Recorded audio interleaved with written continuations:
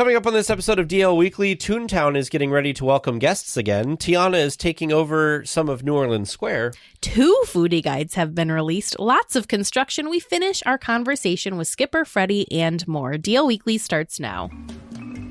Ah, buenos dias, señorita. My siestas are getting shorter and shorter. Oh, look at all the people listening. Welcome to DL Weekly's Enchanted Podcast. Hey, Tag and Teresa, mi amigos. Pay attention, it's showtime. Hello and welcome to this episode of DL Weekly for the week of January 18th, 2023. I'm Tag Bushman. And I'm Teresa Urban. Thank you to Rebecca W. and Megan G. for increasing your support on our Patreon. Our supporters get some pretty fun perks like DL Weekly swag, bonus content, and access to our Discord community.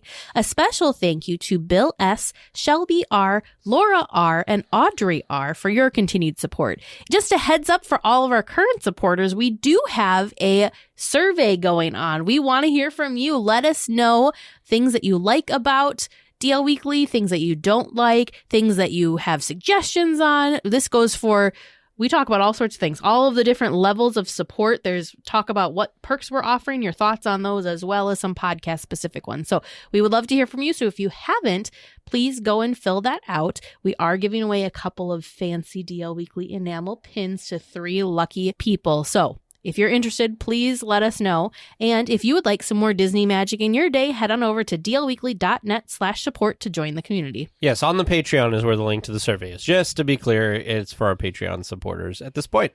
Well, if you want to support the show and not pay monthly for it through Patreon, and you just want to do it as a one-time payment, well, you can buy us a churro. Head on over to dlweekly.net/churro to support us with a churro. Thank you to all of our listeners who have supported the show in any way possible. Now let's get to the news.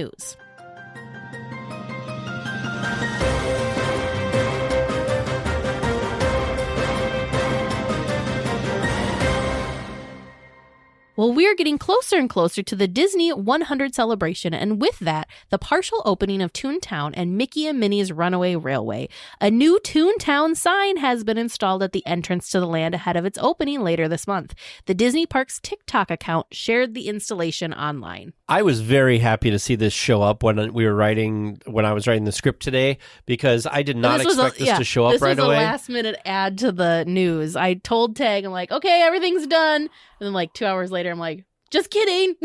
Yeah. This is so cool. Yeah. I mean, it looks similar to the old sign in a lot of ways. It's very much the same sign, except for the word Toontown. So the sign previously, for those of you that may not remember, said, "Welcome to Mickey's Toontown." Toontown was this like fun black lettering, and I want to say it was like blue outlined white letters.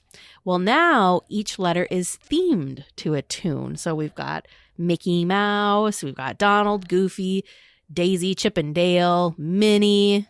Super fun. I just feel like it's making it feel closer and closer to Toontown opening and Mickey and Minnie's Runaway Railway. Now, and Pluto. Sorry, I forgot Pluto. You've ridden with me Mickey and Minnie's Runaway Railway in Hollywood Studios. Yes. Is this going to be one of those attractions that you don't watch the ride through of, or are you going to watch the ride through of it? Well, it's the same. So I don't feel like the queue is different, though. The queue is different, but the ride track and the ride itself is the same. So basically, am I trying to stay spoiler free on the queue? Sure. I don't know if I am or not, because one of the cool things that is different about our version is specifically the queue. And basically there's all sorts of like props and possible Easter eggs. And so I think there's lots of layers to it. So I think seeing it in a video isn't going to spoil it for you. Isn't going to spoil it, because the whole intent of queues, right, is to be able to like occupy you while you're sitting there waiting, so you're not bored. So I feel like there's got to be lots of layers, lots of details. So I think it's just a different experience in person. Does that make sense? Yeah. Because sometimes,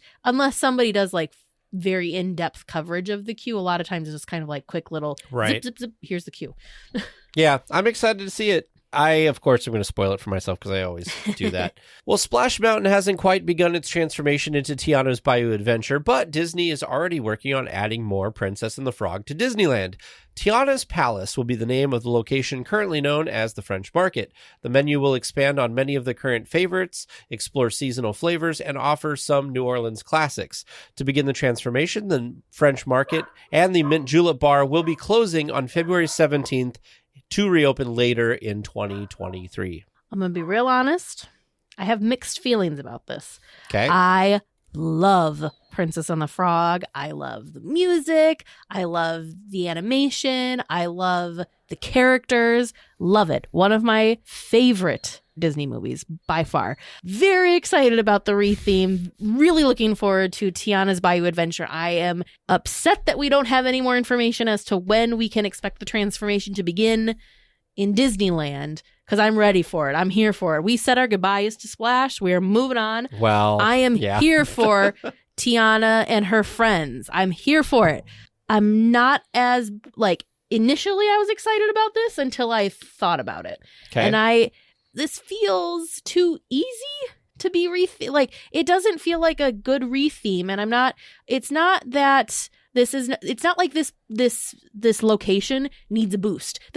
The French market, very, very popular. Mm-hmm. And the thing too, so I'm not understanding. I don't see the why here. To me, it feels like an inexpensive way to just bring more IP into the park, whereas this doesn't necessarily need IP. And the other thing that makes me sad is I feel like if you're going to do, for those of you that have seen the movie, have you seen the movie? Yeah. Okay. So Tiana's Palace is this beautiful upscale restaurant. Isn't it in a warehouse though? It's an old sugar mill. Yeah, okay. And she works, right? She puts her heart and soul into this place. Beautiful upscale experience that they portray in the movie. And what they're bringing to the parks is just kind of a new paint job and quick service. I think Tiana's Palace, if you're going to do this, it would have been, maybe you would have rethemed, what is the fancy place next to it? Don't retheme the Blue Bayou. Leave the Blue Bayou alone. I was expecting something Cafe Orleans? Yeah. I could have gotten on board with you redoing Cafe Orleans. However, visually it didn't quite look right. Yes, the French market visually looks more like Tiana's Palace from the movie. But I just feel like they had a missed opportunity and they could have brought another seated dining table service experience to the park. Now, I'm not saying I want this, but if you're going to re-theme a restaurant, I'm all for that. But to me, the current theme and the new theme are very similar, almost the same thing. If they announced that they were re-theming the Hungry Bear, that would have made sense to me, because right now the Hungry Bear's got a completely different style of menu, a completely different decor. So doing that would have made more sense to me than what they're doing with French Market, if that makes sense. Mm-hmm. So I'm just mixed on it. I'm not super excited. I feel like it doesn't make sense, and I feel like I had higher expectations and they could have done something super cool with Tiana's Palace, with an actual version of Tiana's Palace, if it would have been more like the movie version. Mm-hmm. Sorry, I said a lot. You did. First thing, did you see the video that Flander put on Instagram that shows that the stage here actually is just like Tomorrowland, and actually there is a underground thing that they haven't used in years that he is hoping that they reinvigorate with all of this and actually add some music and stuff that pops out of it. He had a clip of people like a tour guide walking down there in some old footage from a few years ago. For me, I have not eaten for sure at Cafe Orleans, for a full meal. Really? Or, let me finish the sentence, or French Market for a while. It's been, I probably last ate this in the early 2000s, and I keep wanting to eat there, but for some reason, all of these other things that have been changed over the last few years, we go eat for. So, we'll go eat at Tropical Hideaway, or we'll go eat. We've been on a big fried chicken kick from that Plaza too. Inn.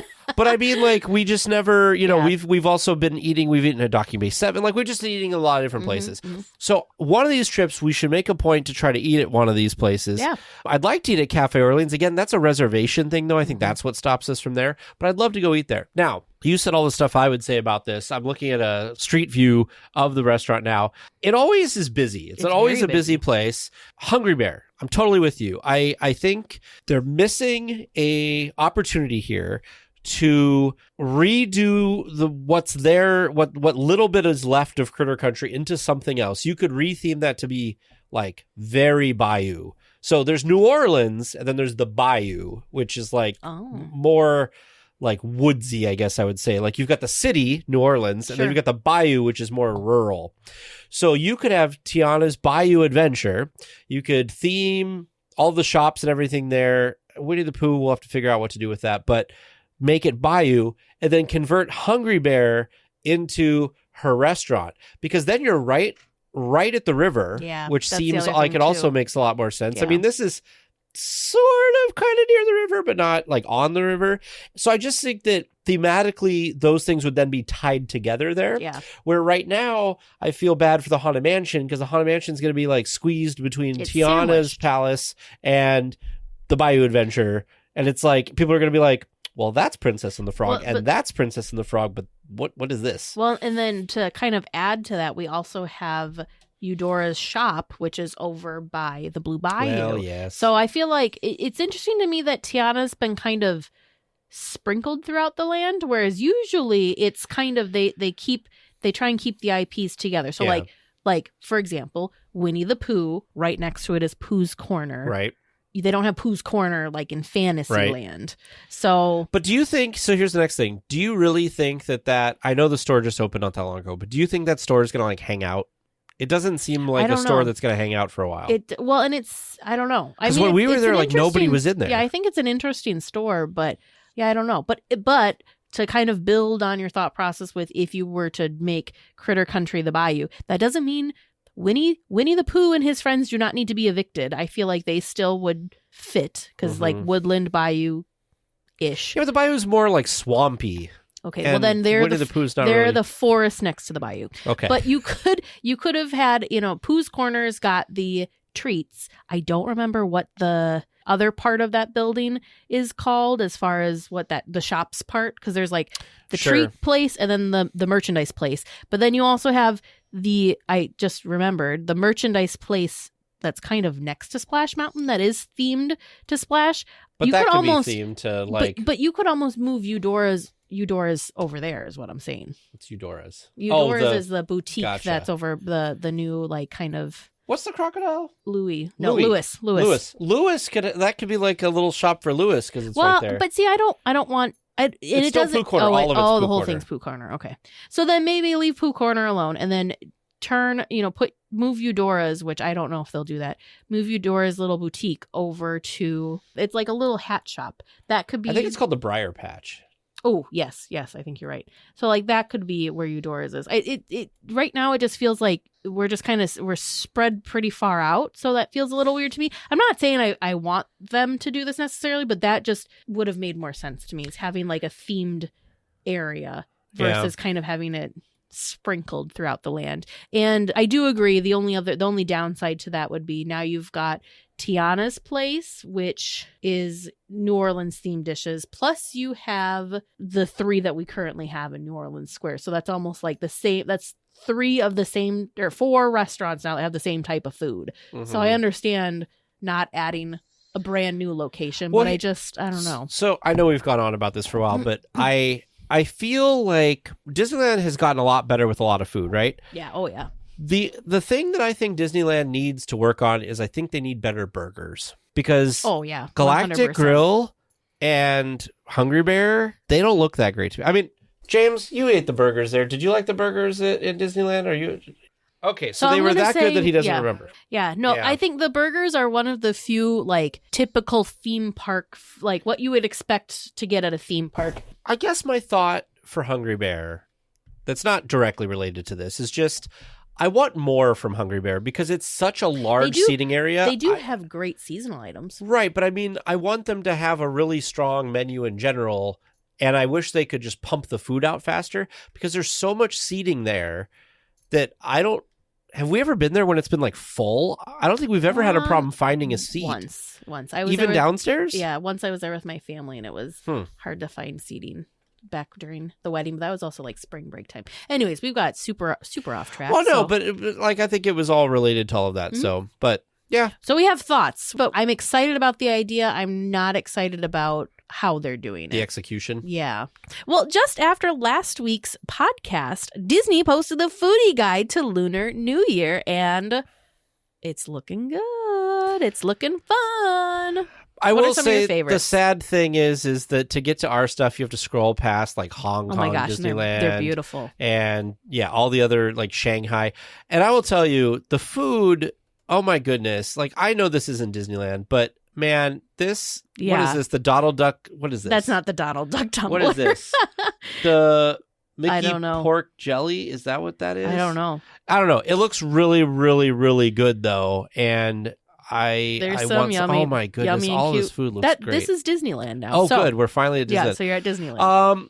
I don't know. What you looked at it before I did. So, okay. I know I was just negative about Tiana's palace, and I'm sorry, but I gotta get this out here. There's a lot of the thing that I was disappointed with. There's a lot of fusion dishes that are included here, and I applaud the creativity. However, I'm disappointed that they're being creative during a festival that's dedicated to different cultures. Because what I love about these festivals, this one and Festival of the Holidays, is that they're highlighting different cuisine from different areas, things that my Midwest self, may not always have access to be able to try and enjoy. And I can try it in these like small little like sample sizes, so I can try lots of them. So to me, that's really exciting. So there's something on here.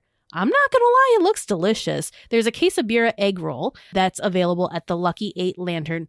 That sounds delicious. I love quesabira tacos. I love the quesabira sandwich that has actually returned now again. It's back at Jolly Holiday. Delicious. However, for a festival food booth, I don't want this. You want like this more authentic fusion dish there. I would have been okay if this would have been the festival offering at the Cocina Cucamonga. Like if the traditional Mexican restaurant is getting in on this festival, that would have the fusion of those two cuisines would have made sense coming from that location. It doesn't make sense for me when it comes from one of the dedicated festival booths. I want things that are more authentic, I guess would be a good way of saying it. Yeah. But with saying that, there are things that I am definitely excited about. So I just saw this Mandarin mousse cake that looks... I just want to eat it. I mean, it looks beautiful, but it's layers of Mandarin mousse with vanilla cake and clementine compote finished with white chocolate crunch balls and a tangerine glaze. These look gorgeous. I can taste I'm imagining what this tastes like, and I want one so bad. Yes, there's a lot of delicious sounding drinks that are on here. I see there's a foam iced coffee. I don't know if that's close to anything that you want. There is. I don't... here. Where's the iced coffee? Oh, yes. There's a coconut lavender matcha foamed iced coffee. That sounds... I mean, you know me. It's an iced coffee. It's a cold brew. I've got to try it. Yum, yum, yum. But some other things...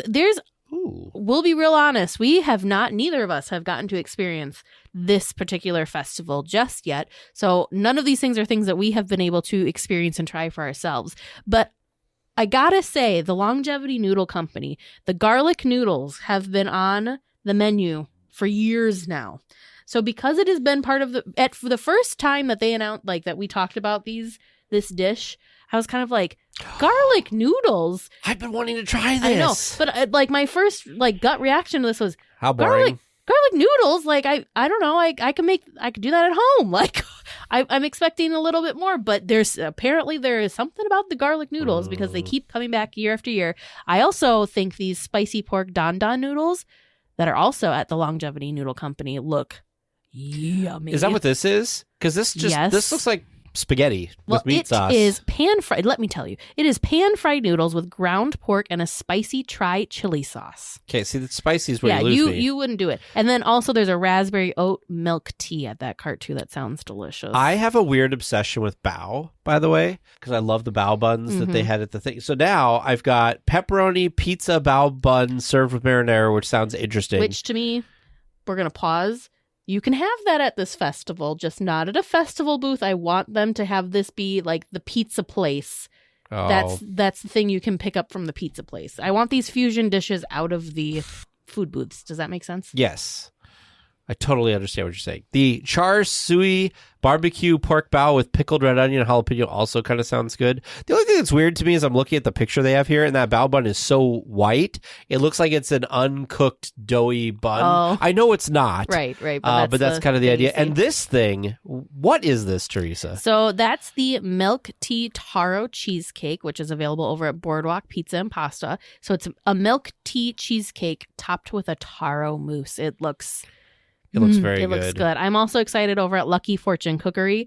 There is mango sticky rice, which is taro and coconut sticky rice with mango gel, toasted coconut, and fresh mango. It looks really beautiful as well. I am looking at pictures right now of pot stickers and dumplings, and over at man, Lamplight. I want some of all of it. What is this? You know what the green tea horchata. You know what I'm very excited about is Paradise Garden Grill has been killing it during these special food events. So for those of you that don't know, Paradise Garden Grill can be found in the back corner of Paradise Park. It's by Goofy Sky School. Yep, back behind, by where there's like the restrooms back there, all that. There's a stage right in front of it too. It's a great area. But what I like is instead of it just being a restaurant that's got the same menu day in and day out, it seems to only be open when we've got these special festivals going on, and the menu reflects whatever festival is going on at that time. So we just had, honest to God, the best things that we had at the Festival of the Holidays,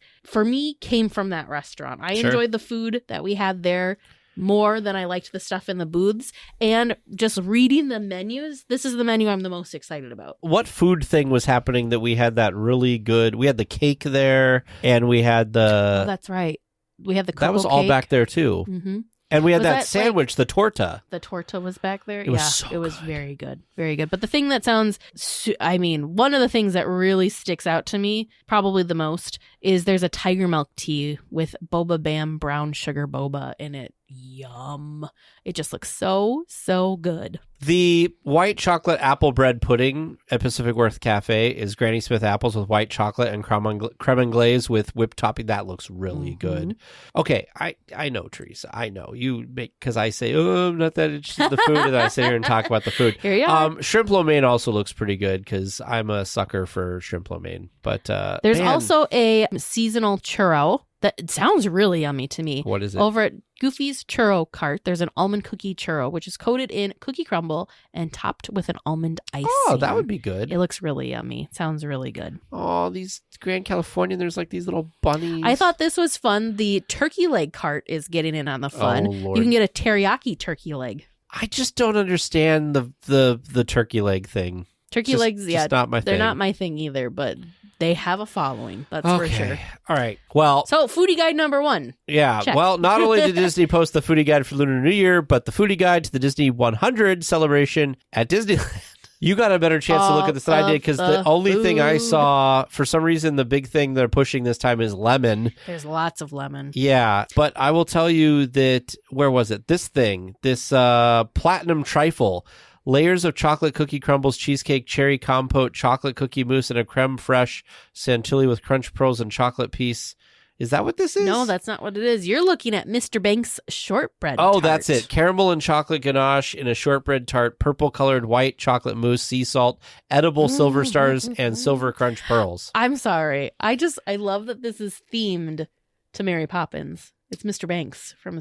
Yeah. I just love that. And it's a jolly holiday. And it's at the Jolly Holiday. Are these foods, from your understanding, are these foods hanging out through the I believe this whole is 100? here for the full 100 celebration. So we might get to eat So this. the one thing that you will notice when you pull up this foodie guide, it's not like the holiday or the Halloween time or even like the Lunar New Year or Food and Wine Fest. It's not like those menus where it's just tons and tons of stuff. You're going to see a lot of the same items available at multiple locations. So one of those things that's available at multiple locations is a lemon tea cake. It's lemon curd, lemon zest glaze, and a fresh slice of lemon. It looks scrumptious. There's also an old-fashioned cream soda that's available at a couple of places, which is Sprite, cherry, and blue cotton candy gourmet syrup served frozen and topped with whipped cream and purple pixie dust. That sounds good. A lemon chiffon pie, which is classic lemon chiffon pie with graham cracker crust topped with vanilla chantilly cream.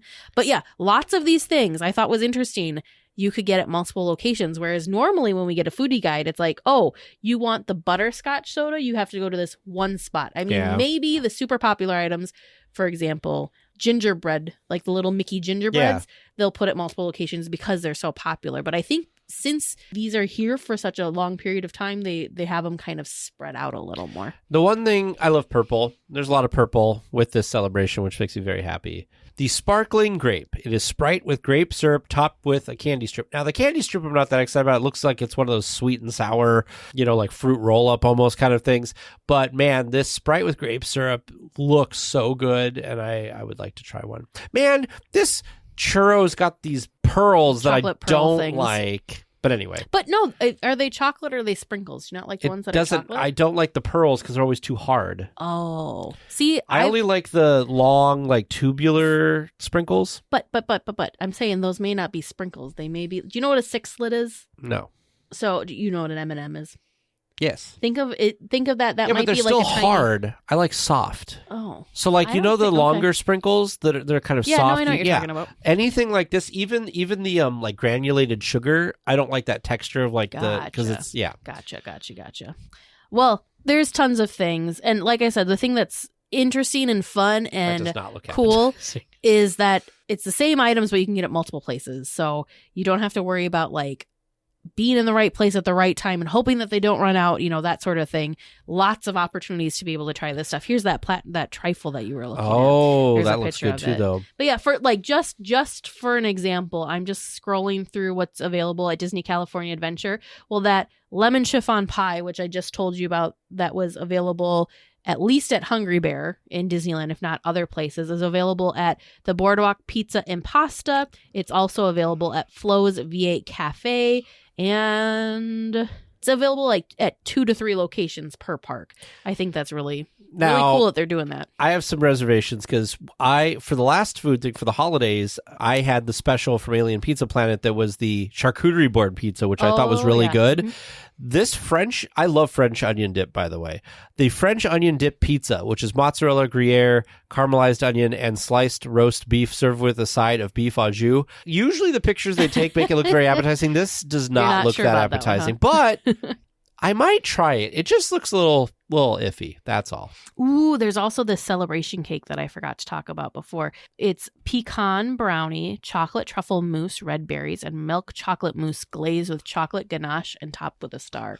I would need a big old glass of water because that sounds very decadent and very rich. Decadent. Look at you using the fancy words. But yeah, lots of stuff. The other thing that's interesting too, tons of places that have the Disney 100 Thermo Tumbler, the Disney 100 Travel Tumbler, because there's 2 different tumblers available for this fest.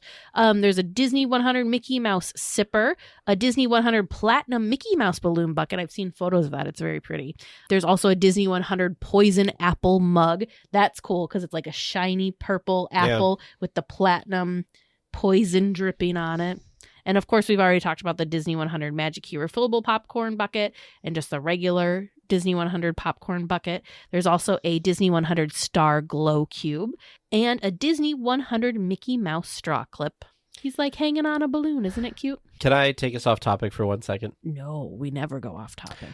So we were at our friend's house and their kid was watching Mickey Mouse Clubhouse. And it dawned on me, this is the most ridiculous random thought. How sometimes you're just kind of spacing out and you have a random thought. All of the stuff that was around Mickey was Mickey shaped. I'm like, that's kind of egocentrical of Mickey Mouse to have everything Mickey shaped around him. Is that interesting? I don't know. It's just something silly that I came along. Anyway.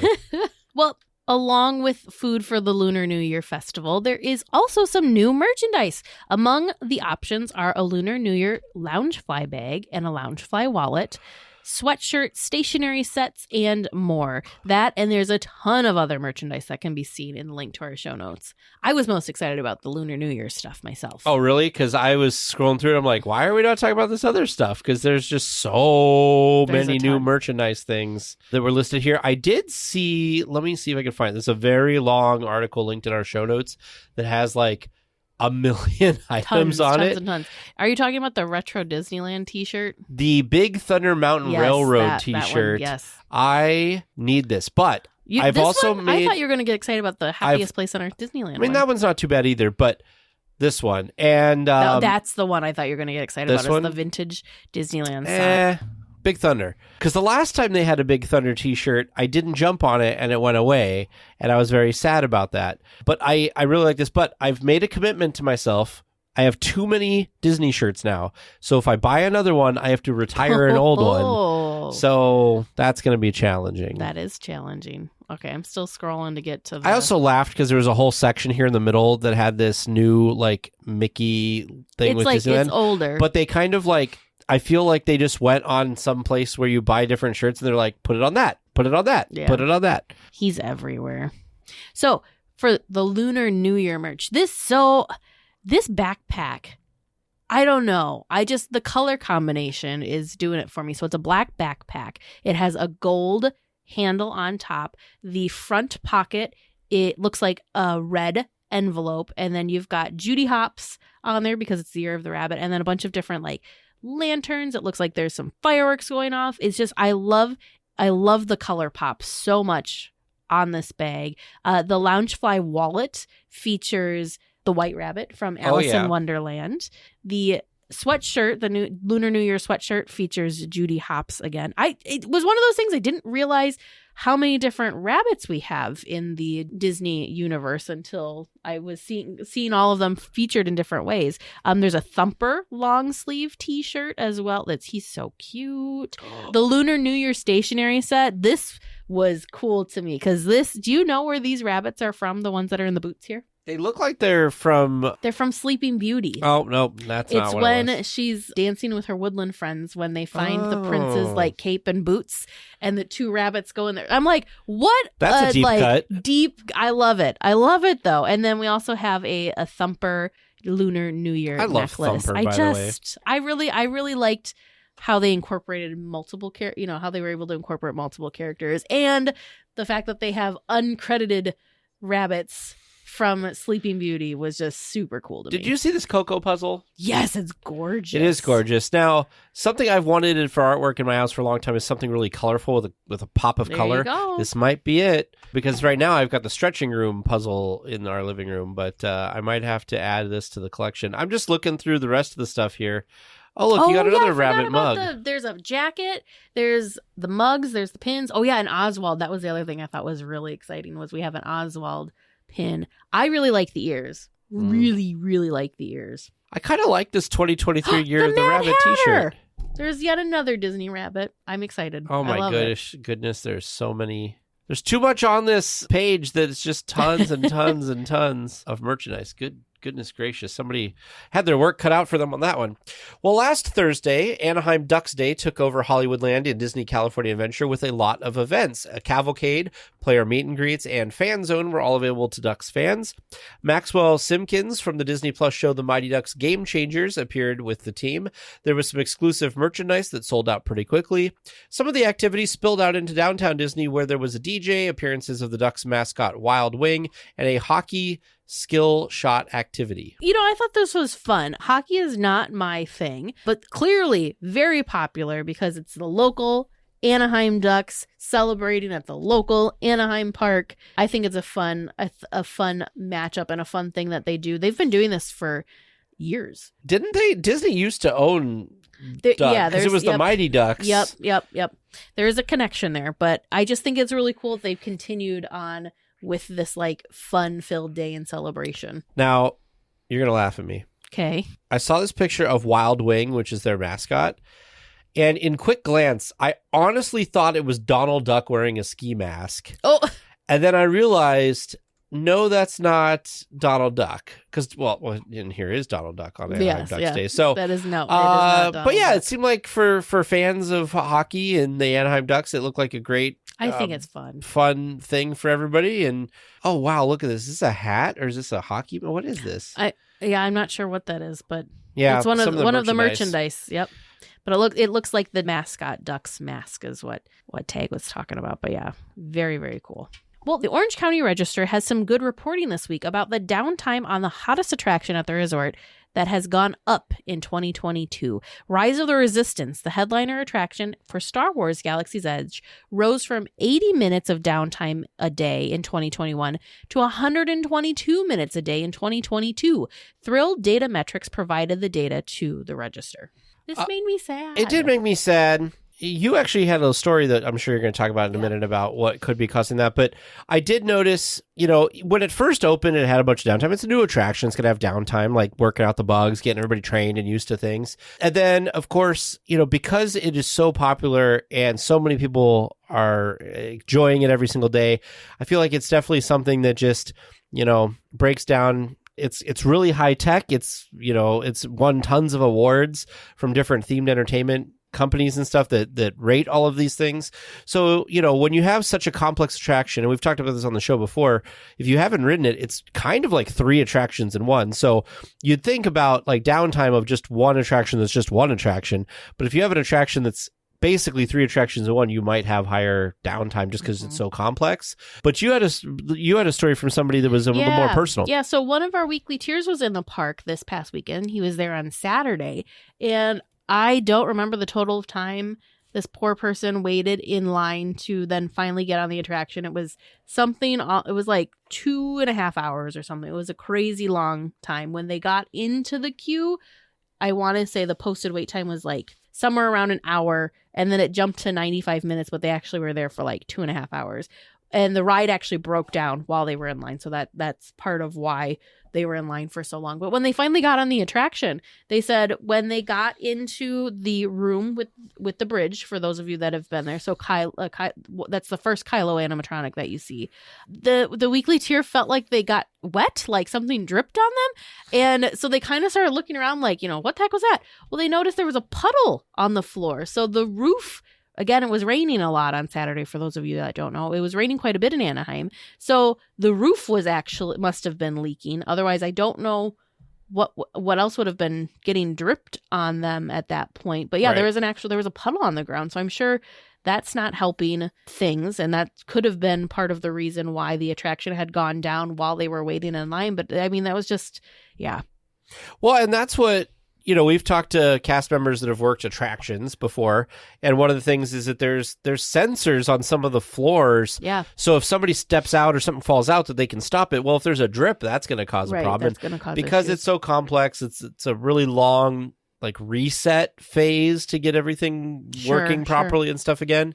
Yeah. So it sounds like there's a lot going on there, and we'll have to see if they can get a little bit more reliable. But man, 122 minutes a day, that's what, 2 hours, a little over 2 hours a day. Mm-hmm. And doesn't it still close at like 8 p.m. or something like that? Yeah. So yeah. Well, we talked about the path between Adventureland and New Orleans Square becoming a dead end while they work on the Indiana Jones and Adventureland Treehouse. Well, the path is being worked on not only to replace the entrance to the treehouse, but also to regrade the walkway as well. This is one of the areas of the park that is difficult to navigate with a wheelchair or stroller because of the angle. It's interesting because it is like when you think about the park and the layout of the park, there's not really... What other hills can you really Not a lot of change in elevation, yeah, right? Like everything's pretty gradual except for this one spot, or this one area. So I like that they're taking this time and that they're doing this work and utilizing this already, just kind of expanding upon the construction that's already happening to kind of get this taken care of a little bit. It also makes me interested because, right, this is also part of the top of the path that they're working on is where the entrance to the treehouse had been. Mm-hmm. They removed, as we all know, that stump a year ago now at this point, about a year ago. And Tag always made fun of me because when we went over there, it drove me nuts because you could see exactly the footprint and like the patch of cement of where where the fresh stuff was versus the other stuff. Right. And it drove me bonkers. So I feel less annoyed at that patch of cement now because now I understand. It was just a temporary Yeah, but that doesn't explain the rest of New Orleans Square that they okay. We're not gonna go down that rabbit hole. But at least that one area is getting replaced. So perhaps that means that the other areas that have cement blending or cement theming or lack thereof that have been bothering me when they were doing some of this work, maybe those are also temporary patches. I'm just going to tell myself that. I was trying to think about I mean, they're not going to do anything about it, but I was trying to think if there was any way that they could modify this area to be better for guest flow, because my first thought was, is there some way they could take away the bridge and kind of make that a wider walkway? But that doesn't really work either. So I feel like there's just it's just a tough situation there. But my hope is that it looks great when it comes back, and hopefully, soon, because I'm excited for that. That's also, by the way, the reason that Fantasmic has been canceled and is not running, because in fact, I think we talked about this. We either talked about this on the podcast or we had a conversation, because we're going to be on the bonus episode. We're going to be on the new episode of Did You Know Diz, which, if you are Backside of Water podcast listeners, that may sound familiar, because Alex from the Backside of Water also does the Did You Know Diz podcast. And so he invited us on, and we actually chatted. Well, the topic was supposed to be the Adventureland treehouse. But we talked about everything. Past, present, and future. But we stayed mostly in Adventureland. We did a little bit of chat about New Orleans Square, but we were at least on that side of the park. He said, it'll be 45 minutes. And we talked for like almost 2 hours. An hour and a half, 2 hours, yeah. So be on the lookout for that. Yeah, be on the lookout for that. But I think maybe that's where we talked about it, where how hard it would be to everybody filtering out of that one exit, because other than going all the way back around through Galaxy's Edge, the only way to connect the west side of the park with the main part of the park, with this being closed, is that little pinch point between the Riverbell Terrace and Rivers of America. Yeah. So not a lot. And I mean, even with this pathway to New Orleans Square being open, it's still a pinch. So I can't imagine what that would be like without that path. Weeklyteers wanting to board the monorail at the downtown Disney station may think it's closed with the construction walls up all around it, but it is still open. The area in front of the station is getting some paving work done. To access the station, there is an entrance next to the Pin Traders booth. Yeah, so I mean, if I would have walked, I would have thought that it was closed too. It looks very closed, but still open. It is still open, so we just kind of wanted to let it, kind of more of an FYI news story, just to let y'all know that you can still get on the monorail. It isn't just a dead end and you have to get on and off at the parks. As Teresa mentioned a little bit earlier about the leaking roof potentially at Rise of the Resistance, the wild weather in California over the last few days has provided some opportunities to see some things hidden behind scrims at the resort. A lot of times when there's high winds and stuff, they'll roll them back. Well, the one that we were most interested in was the fire damage to the New Orleans Square train station. Well, both ends of the building show signs of fire damage.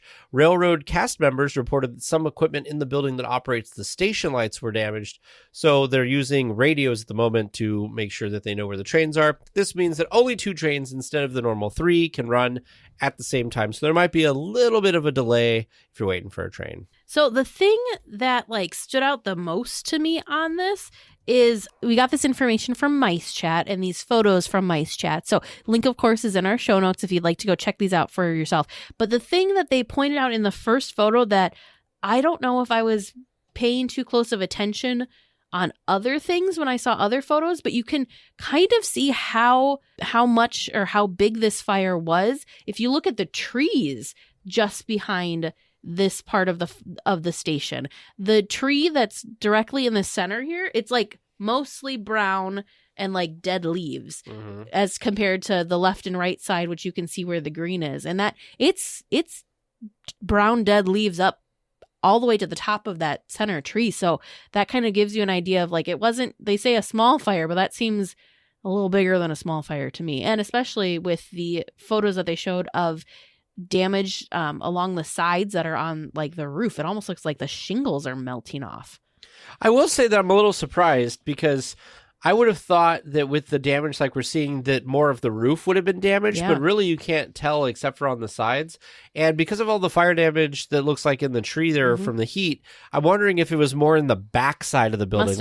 Is there more of this that goes further back that we aren't seeing? I'm not sure. I'm not sure either, but it does seem like a good chunk of the building. It seems like they'll have to redo parts of it, but they won't. I assume they don't have to tear it down. I'd be curious to see what the back. I mean, we won't, but I'd be curious to know and see what the backside of this building is, because it seems to me like the vast majority of the damage is the backside of that building, and because it seems to wrap around on both sides of the roof, I feel like the entire backside of that building was damaged. I'm just surprised at the tree, though. That tree behind it. That really kind of gives you a better idea of like, woo. Because like I said,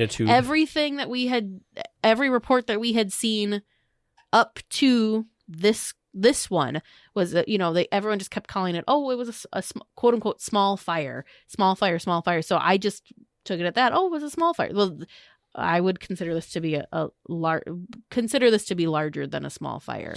To me, a small fire is like, I don't know, like a waste bin sized or something. Sure. I'm looking at the satellite view of the train station here, and it does look like the building is just kind of rectangular shaped, and it looks like there's just some area behind there. So, yeah, it looks like the back. It must have been the backside that kind of took that tree. But I just find it interesting to see kind of what happened because, of course, like with anything, right, when you hear about something, you want to kind of know more about it. And so that was kind of difficult to figure out. It is really amazing that they were able to get it contained and put out, and so it Walls didn't spread. up. Well, and just the spread, because it's fire. It can spread very quickly. You have the haunted mansions right there. You have the actual the true train station on the other side, and the fact that they were able to keep it contained to just this one separate side, separate side station building is really really quite amazing. Yeah. So. For some reason, I was thinking, because you end up going through Splash Mountain a little bit later in that tunnel, I forgot all about the poor haunted mansion. Because I was thinking, I was like, well, maybe they don't need to worry about Tiana's Bayou Adventure if it would have just caught fire. No. But that would have taken the mansion with it. No, oh my goodness, that would have been something. Absolutely not. DLWeekly announces the boarding of the Trivia Express, non-stop star speeder service to the moon of Endor. All passengers, please prepare for immediate boarding. Hello and welcome to Trivia Land, folks. I am excited for the joy that we are going to have this week. I hope you two are feeling that as well. I mean, always cautiously optimistic, I suppose. I don't know. I was talking to Tag about this. He's been doing better than I have been doing so far this year. So you're cautiously optimistic. I'm just cautious.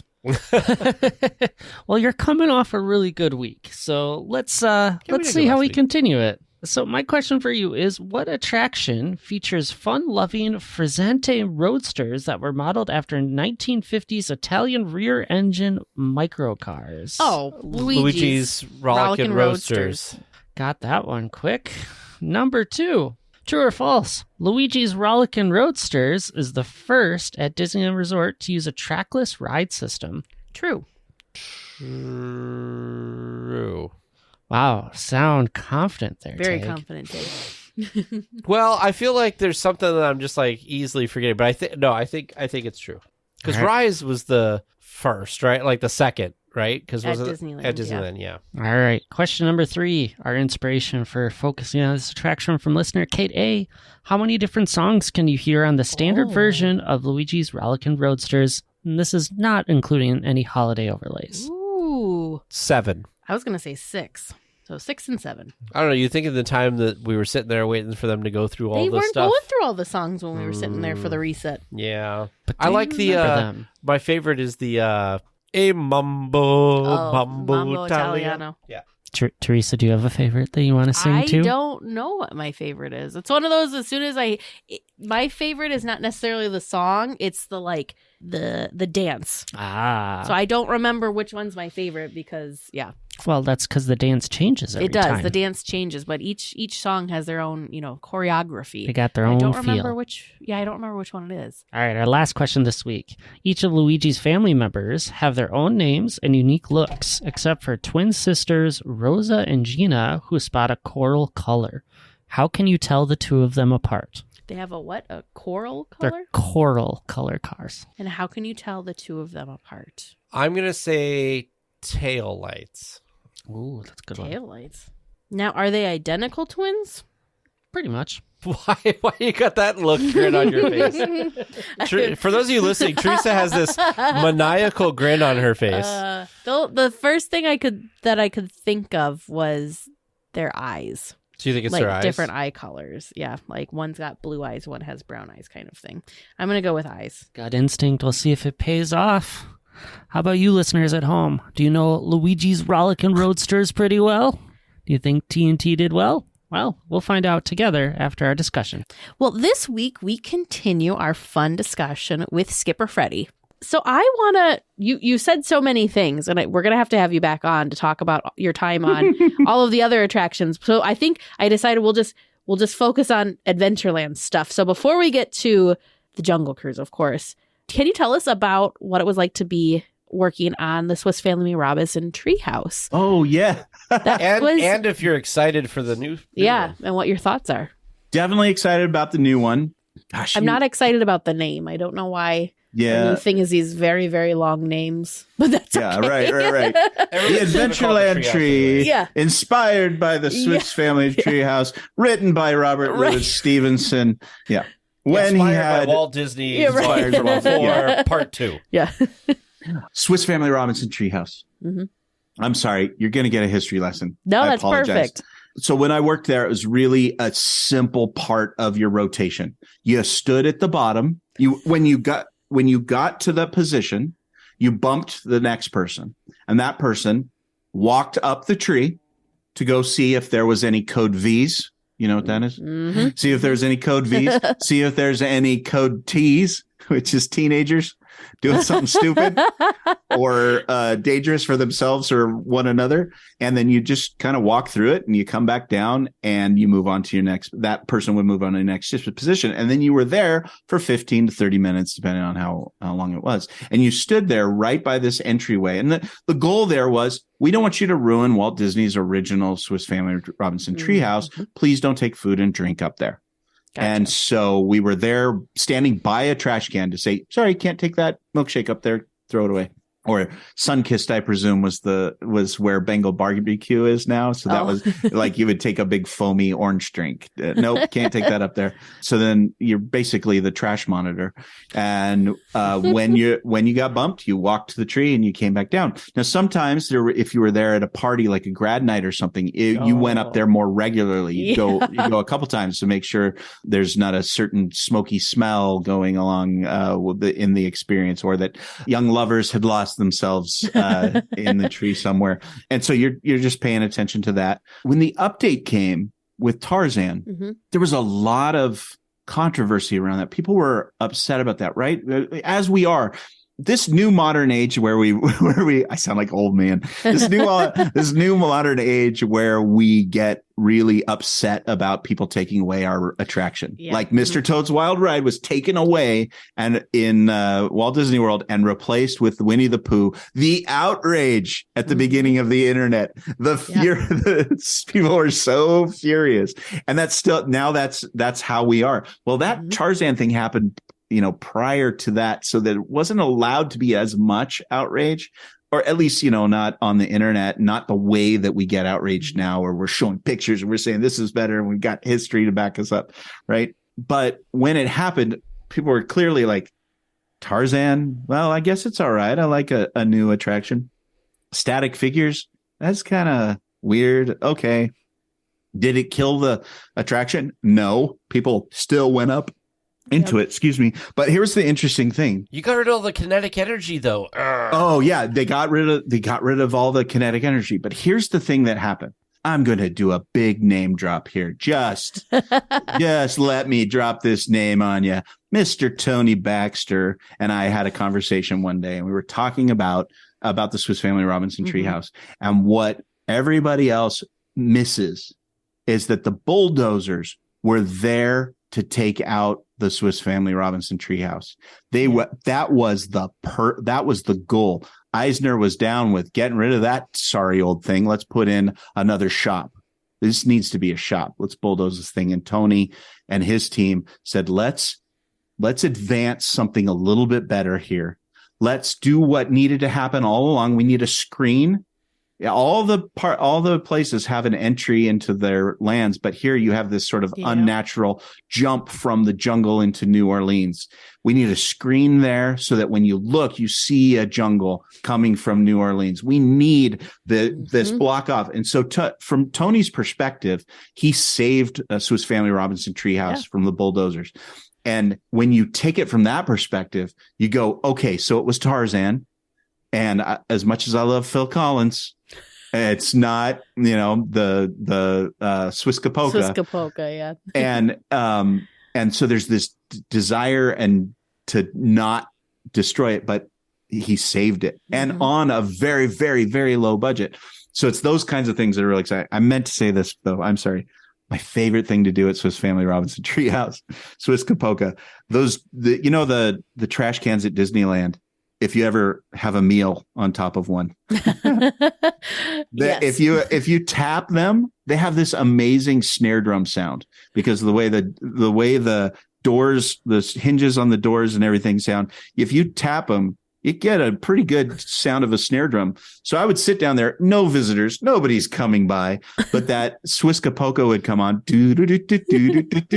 and I had this march drum beat that I would,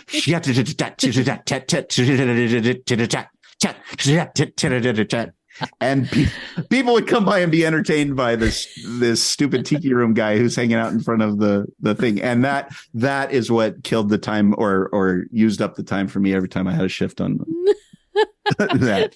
That's awesome. So what do I think about the new one? What do I think about the new one? I love the idea of an Adventureland tree. There's an old Christmas album, Disneyland Christmas album called Christmas at Disneyland, maybe. And in it, they talk about the Tomorrowland tree. Like they want to do a Christmas tree, but it's about rockets and it's from the 70s. It's really an awful album. It really is, but I love it. And so when they said Adventureland tree, if they got rid of everything else, that meant something to me. That sounds like, yeah, it represents all of Adventureland, and almost like Mother Oak Tree. Is it Mother Oak Tree in Pocahontas? Tree. Grandmother Willow. Almost, or like the tree in Avatar. Like the power of Adventureland is coming from that tree. Like that's where man makes his home among the animals. Like that gets me excited a little bit. I would love to see Society of Explorers and Adventurers really worked in there. I don't want it to become an IP that becomes a whole movie franchise, but it's gonna. You said something that you must have been listening to our podcast, because Teresa's got on about that she doesn't like that they've gotten rid of the staircase entrance with the bridge because it created that block. Yeah. I am very sad about that. I will say the rope bridge is pretty cool, though. Was pretty cool. It created a great screen. It's not. It added to the congestion. Boy, oh boy, that is a congested land. And I'm so glad when they moved during the Star. What would they call it? Project Stardust. Project Stardust. Yeah. When they got rid of, really it was the stroller. Where strollers go to die is Adventureland. And as sad as I am that Adventure Outpost shop went away, it's being better served as a stroller parking, because that was a hard land to get through. Yeah, it is nice because they're tucked now. There's a space for them. Otherwise, you're right. They just kind of. The only thing I can think about, and people are probably going to come for me when I say this, the only thing I can think that would make it any better than it is now is if they were to do hanging lanterns like across and get rid of those islands that have the lights coming off of them. Right. Because there's enough overgrowth that you probably could put some lanterns and stuff to provide that light and get rid of those. I mean, I know people sit there and stuff, and I know it adds to the land. I've definitely eaten Bengal barbecue off of the edge of those planters. Yeah, right. If you're trying to make room, like that would be a way to do it or whatever. It's just kind of an odd. Well, That's they what took I love out about it. They shrunk those things. They were so big. If you look back at old photos, those planters were huge, and they got smaller and smaller. Sure, kind of like the planters in New Orleans Square now are shrinking. I know.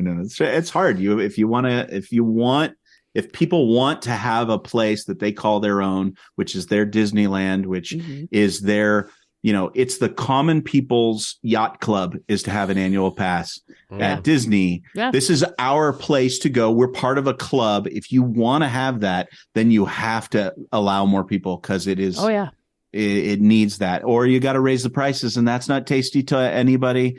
But it's it's going to be tougher over the years to get our Disneyland fix. I don't have principles when it comes to this, because I want it for me. I want it in my way, but it's kind of like, if we all want it to work, we got to kind of reel back I deserve to be at Disneyland anytime I want to be, and it needs to be at 35% of capacity. Yeah. Not going to happen. No, it's not. Now, I mean, I've said this a lot of the show too. To me, that just means that Disney needs to build more domestic theme parks. Yeah. Like elsewhere in the country. Like I'd be happy to go to something if they built it in the Midwest and like there's all these. Anyway, that's a whole nother conversation. Before we got off the treehouse, I did want to ask, because you do work for a company that builds experiences and things like this. And I'm not saying you know anything. I'm just saying, what is your thought on this? So my thought about the treehouse and what happened there. Oh, you mean why it's been down for so long? Well, that's part of it, but it closed really unexpectedly.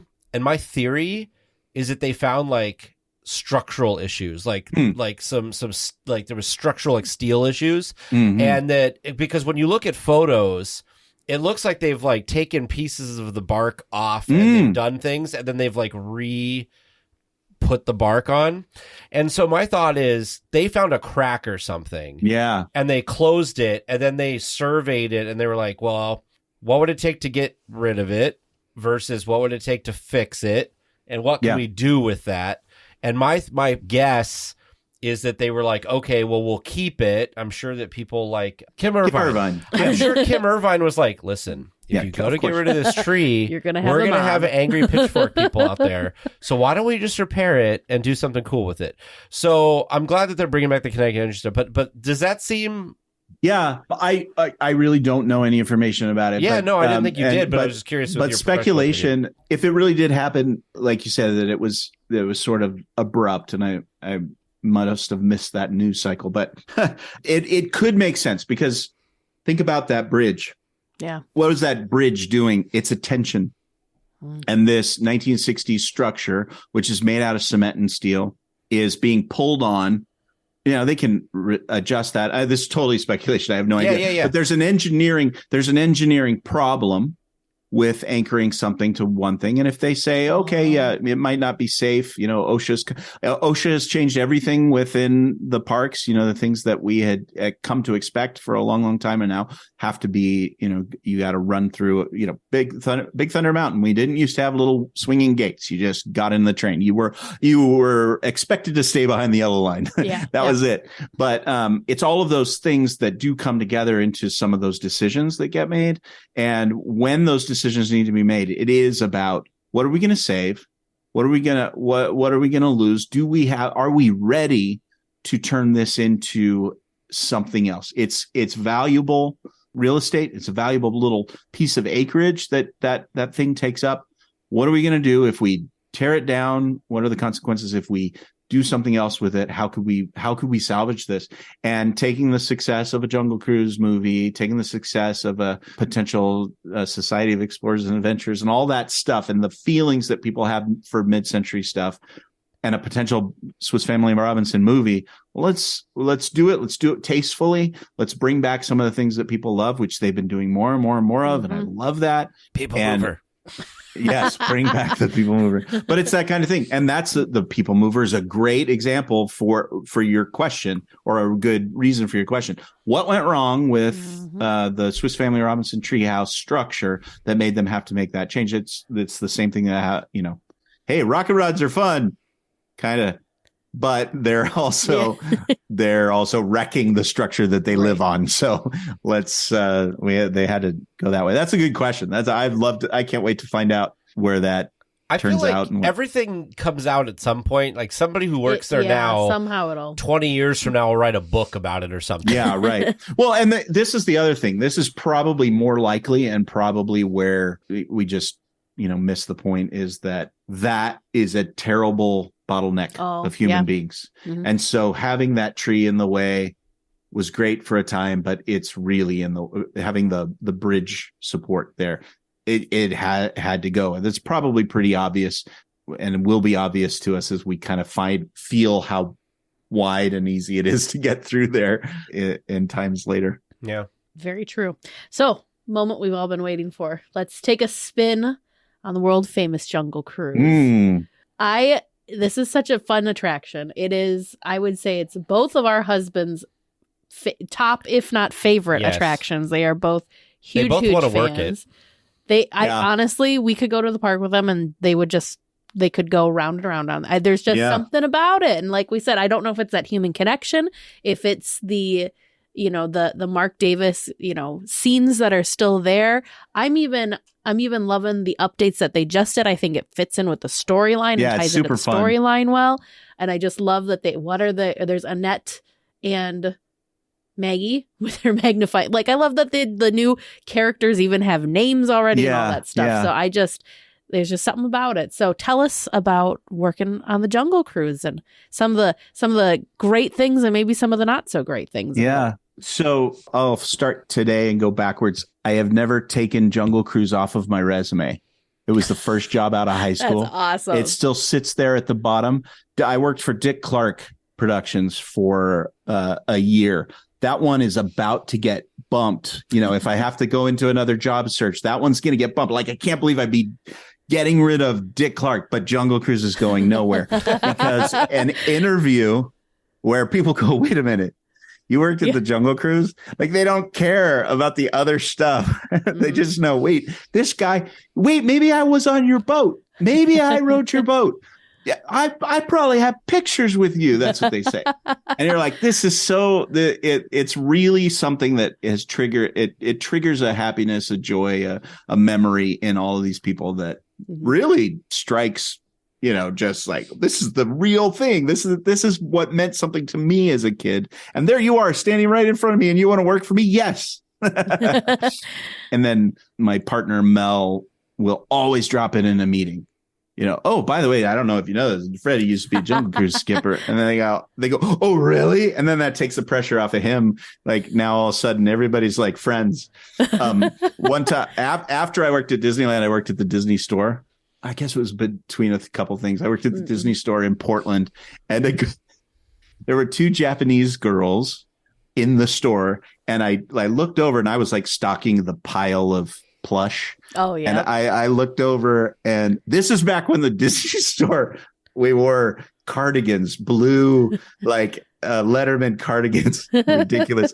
Anyway, I looked over, and these girls are pointing at me and laughing and giggling. And, the sort of shy Japanese girl thing that you think about, this was happening right in front of me.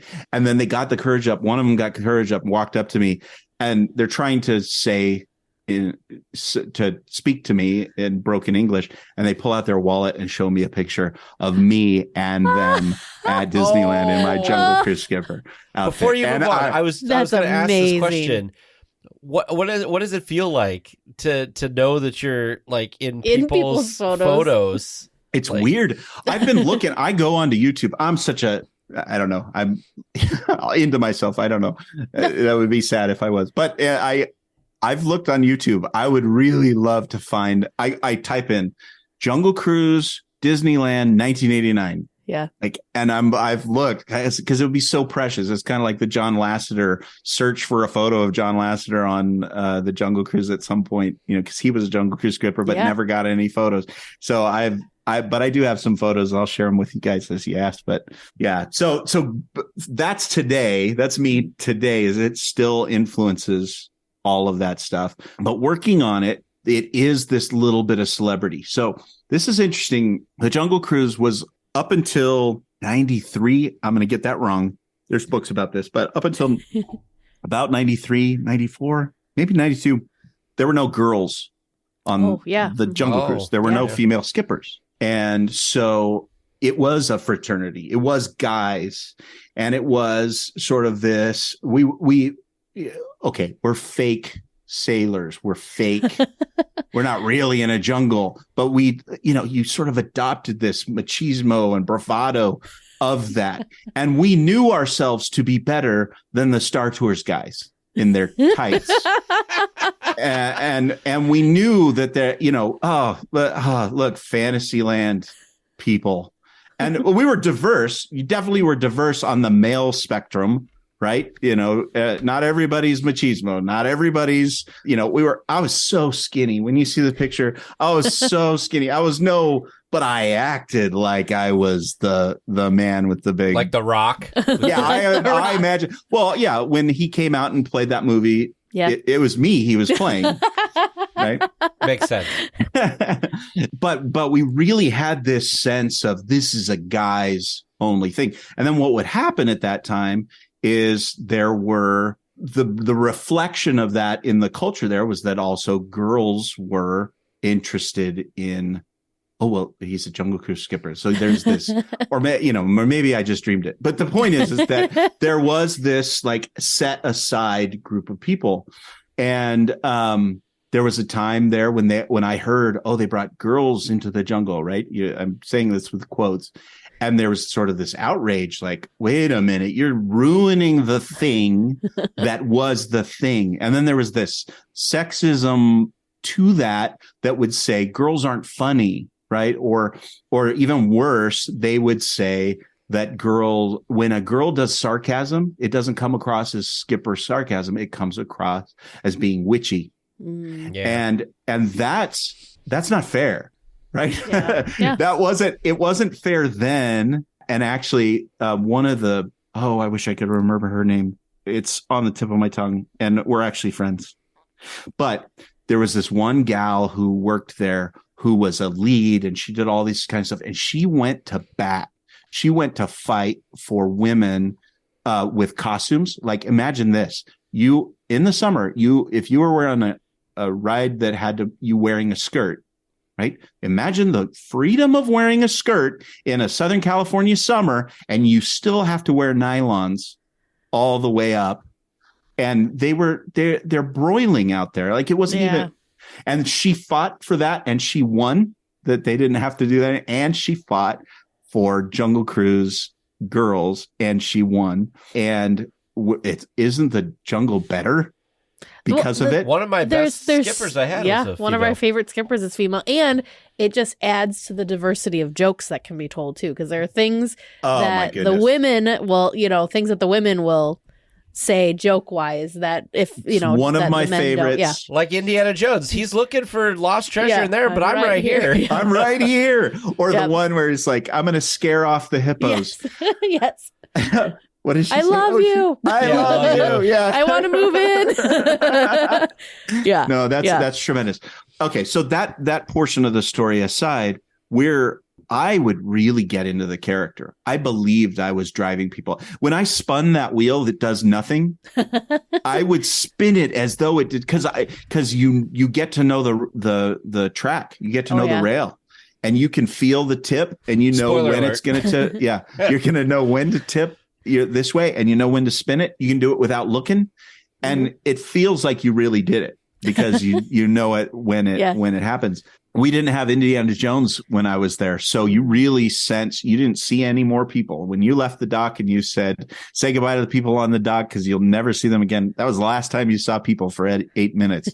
And it was really, diving in. One of the things I loved so much about the Jungle Cruise, especially at that spot going into the Cambodian temple, Cambodian shrines made by ancient Cambodian Shriners. It's such a 60s joke. Like everybody's dad was in Shriners. And then they would say that joke on today, be like, Shriners, I have no idea what that joke is. But when you would see the mist, like the fake mist coming through and the sun was hitting that mist, you could feel like you were really out there, especially if I take a deadhead, which is a deadhead is when there's no people on the boat. You just have to, in order to cycle boats around and you would take a deadhead. Imagine what it's like to drive a Jungle Cruise boat by yourself through the jungle and sort of fake it. Like you can put it on half speed and lay down on the bench. I think my story is sort of like around naps, but that wasn't the point. But you were the worst cast member ever that we've ever heard of, but you have heard of me. But that sense of like really getting into the character and believing that I'm on this boat and I'm running this thing. And then you add in the fact that you've got these families, people from all over the world, and you're doing, I love that Weird Al parody on Jungle Cruise Skippers, Skipper Dan, and you get this real sense like you're doing 80 shows a day, right? You're not really doing that many, but you're doing so many, and you're doing it with such a diversity of people. You're doing it with entire tour groups from Korea. And then you're doing it with a bunch of people from LA who are just not impressed by anything. Then you're doing it with people from the Midwest who have not seen anything like this before. And every language, every type of and you're telling, you learn how to speak to those people. And so that's another reason why it stays on my resume is if at a job, somebody says, hey, can you stand up and talk right now? We need you to I'm there. And it's not that I want to be there. I just can. And it's because I learned it on that in that space.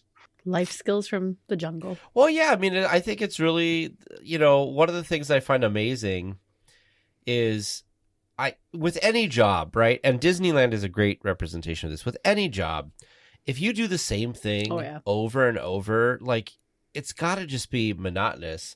Yeah. But and like the jungle cruise, you're telling jokes. Well, you're not, every time you go out, you're not going to have different, like, you're going to repeat jokes over and over. And the fact that it's like they can still deliver them in such a way that's still funny. You were talking about the wheel, and it reminded me of one of the jokes, and I only heard it once, but it will forever be seared in my mind from the Jungle Cruise. Is there's that section by where the pile of skulls used to be. Yeah. And for whatever reason, the track went to the right and then to the left a little bit. Oh, yeah. And the skipper went, we're going to make an unnecessary turn to the right and another turn to the left. And I was like, I will always remember that. And every time we get to that spot, I'm like, I remember this joke. I heard it one time someone needs to say this joke. It's so good. Like 1995 or something, and it's still in my head. Well, so that spot. Oh, I'm sorry. Go ahead. No, and I'm just saying that, like, and it's true. There's no reason that like what. Well, that spot. This is so inside baseball. So this is Magic Killer 101. So you're on a rail. Mm-hmm. There's two rails, one at the front of the boat and one at the back of the boat. That box that the skipper sort of leans against in the front is the casing for that post that goes down into the water. It's free moving, so it moves up and down as that thing's on the rail because the water lifts it up and pushes it down, lifts it up. So the post that touches to the wheel that's on the track, if the water lifts you too high, you can come off of the rail. Oh, mm-hmm. And so that particular section is where everybody derailed a boat. Now, I never derailed a boat. I followed the rules, but part of the rules was do not go fast into that section and then slow down. Because when you move a boat through a fat area, it brings water with it, and that'll lift you right off the boat. And so that little turn was notorious for lifting boats, especially the back end, off of the rail. And so that's where we would derail. And when you derail, that's when you send up 6 shots with your gun. You would pack it with the black. Back when I was there were black and red bullets. The red blanks were for regular hippo scaring away. The black ones were double loud, and they were for signaling to the front. So if you fired 6 shots, bam, bam, bam, bam, bam, bam, they knew somebody had derailed. We had a code. There was codes for, I think, 5. This is a bad code, by the way. 5 or 6. By the time you hear shots happening, you can't tell if you're on. Oh, am I on 3? Am I on 2? Right. What number am I on? How many is that now? Yeah. But there was I think 5 was a medical emergency. So that meant it was a signal to all the other boats. Hey, everybody move. Mm-hmm. If it's a derail, that meant, hey, just everybody stop and wait. Because you can't go any further. But that derail spot is because of that curve that you're talking about. There's other places to derail, but that was the notorious one. Interesting. See, this is the cool stuff. Like I never like you said that pole. I'm looking at a picture of a boat right now, and I'm like, oh, that I wondered. Like I always thought that was guests stay over there. Like this is kind of like the skipper's bubble. Yeah, it's his bubble, skipper bubble. The other one is underneath the engine case. Oh, and it's sure. Just that makes sense. Another one that and then what would happen is they would position 2 boats. So one boat would back up to you. They'd unload their guests and back up to you. And then the boat behind full of guests would kind of get there, and maintenance guys would be there, and they would pull the boat to where it's supposed to be. They'd lift up that big post that's supposed to be on rail, and they'd find the rail and set it back down. Dang. And then off you went. How long did that process take? It could be really quick. It could be 15, 25. It just really depended on how quickly maintenance could get there. You know, if there's some other problem at Big Thunder or something, they're going to be focused there or whatever. But, you know, there's always somebody there maintaining something. And so it would move quick. Sometimes it was really hard to get it back on. I mean, there's a lot of shame. When you derail a boat, you're a loser. Do they take you off skippering for a while? They're like, you need a break. You could. It depended on how many times you did it. My buddy Lauren, the guy I came down on spring break with, he came too. That's and awesome. We both worked there.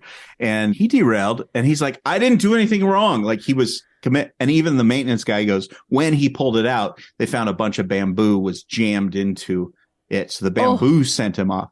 But because it was in a notorious place where you are warned and told again and again and again how to do it, how to manage this, he got written up for it. So you do get written up, and 3 strikes and you're out type of thing. Wow. Dang. So if a boat derails, so do the rest of the boats just chill until that one? So it's the front of a boat has a point on it, and it's meant to go forward. And since you're on a rail, there's no turning around and going back. So you got boats full of 30 guests that have to wait. So that brings one of the greatest skipper opportunities or nightmares, which is a 20-minute wait with a boat full of guests with no new scenery to talk about and no new jokes to talk about. And so that's when you would pull out your best conversation with a boat full of guests some of when you're loading, there's a bunch of load spiel, there's a bunch of unload spiel. So we have a lot of those sort of corny jokes that we can use and bring to mind. Now, if you blank and you can't remember what you're supposed to say, you're like, it can be awkward. And then, of course, some people are like getting tired of waiting. Like, I paid all this money to get in this place. So you don't have to make it the entire thing a show, but it was often kind of fun. That's when you would use the jokes from the queue. Like, oh, by the way, folks, if you lost a roll of $100 bills wrapped in a red rubber band, can it raise your hand if you did? We found your rubber band. You like use those jokes. That's when you use those. Or hey, where's everybody from? Where are you from? Oh, I'm from Burbank. Oh, I'm sorry. I said Burbank.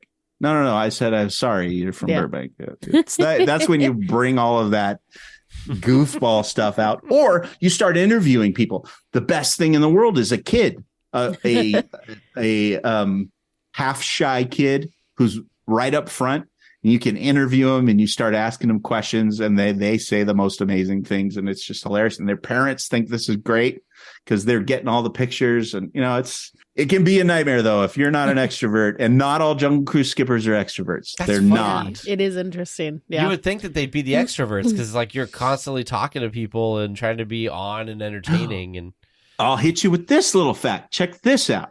So we are Jungle Cruise skippers are attractions hosts. They are attractions operators.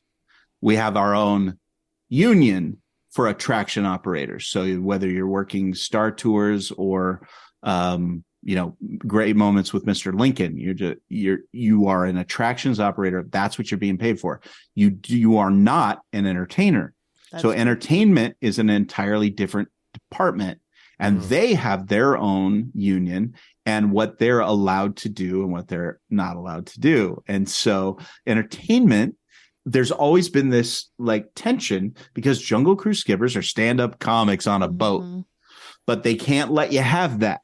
Because if they let you have that, then you become entertainment, and they got to pay you different, and they don't want to pay you different. And so you have to stay in your lane. And that has brought about all kinds of interesting, and I'm going to tell you the greatest Jungle Cruise revenge story ever told. It's going to blow your mind. And it's between entertainment and the attractions hosts. And so attractions hosts, it's tough because what they could do, if they had an entertainment person, telling the jokes, the entertainment person, check this out, could not drive the boat. They are not there to run a motor. They're not. They can only pretend, and they can only do their entertainment. So that would mean 2 people on the boat. So they figured out a way to make Jungle Cruise skippers say stuff and operate the thing, but not be entertainers. So we were right next door to the Tahitian Terrace. And when I was there was tension between the Tahitian Terrace and the Jungle Cruise because we used the same walkway on the right outside of the Tropical Hideaway. You can see them pass by right there. That is the way that we would go behind the stage for the Tahitian Terrace, which at one point was the Aladdin's Oasis, right, with the big leopard mouth. And we used the same pathway to get to our boats as they would go to get to their dressing room. And at the time, it was a Tahitian show, like real hula dancers and fire dancers and things like that. And so we would be passing to go to our places, and they, from our perspective, were a little stuffy and believed they owned the right of way over there. But we got the boats, the most popular ride since Walt Disney, and we deserved to be using this pathway. So there were times when, and when they were doing a show, they didn't want us spieling at Trader Sam's. So that was really the big, you guys fired a shot over the bow. You told us we couldn't spiel at Trader Sam, that we had to be quiet because people could hear us while they were putting on their show. And so that led to some more tension between entertainment and the attractions, the Jungle Cruise skippers. Now, that led to all kinds of things. There were complaints. We were always getting in trouble for doing our job, right? From that perspective, you kind of see that tension. Any job has this, but we were, and they were, and they were paid big bucks and we weren't. And, so fast forward into I want to say it's mid-90s. So a friend of mine is Trevor Kelly. He, people can look him up. He does an amazing Frank Sinatra impersonation and show. And he was a Jungle Cruise skipper. And I feel bad telling his story because he should tell it. But during the Aladdin's Oasis show, they were entertainment was particularly snooty and snobby because these weren't just real Polynesian entertainers who had had history and were here on a contract to do this thing. These were Hollywood folk. Sure. Who were dancers and singers, and they were there to do their thing, and they notched up the snobbery. And they were real particular about the sound, so there was this real tension. Trevor did something so amazing that it lives in Jungle Cruise history, and you can look it up, find it on the internet, find this video. His last day. So last days are a big deal within the jungle. You either jump into the water or you jump onto a boat. A friend of mine leaped into the water from the Jungle Cruise boat into the hippo pool with a rubber knife that he swiped from the bazaar, rubber knife, and was sitting on top of the hippo, stabbing the hippo in front of guests. Oh, wow. And jumped out and, got himself. So that's good. That's good. Like he's probably banned from Disneyland for life. Yeah, if you did that currently, it would be. We've had guys out there singing songs on, there's all kinds of great, amazing last day stories. And Trevor's last day story goes like this. There's more to it, so I'm not going to give away his whole thing, but he dressed up as Indiana Jones. Oh. He got a really clever Indiana Jones costume.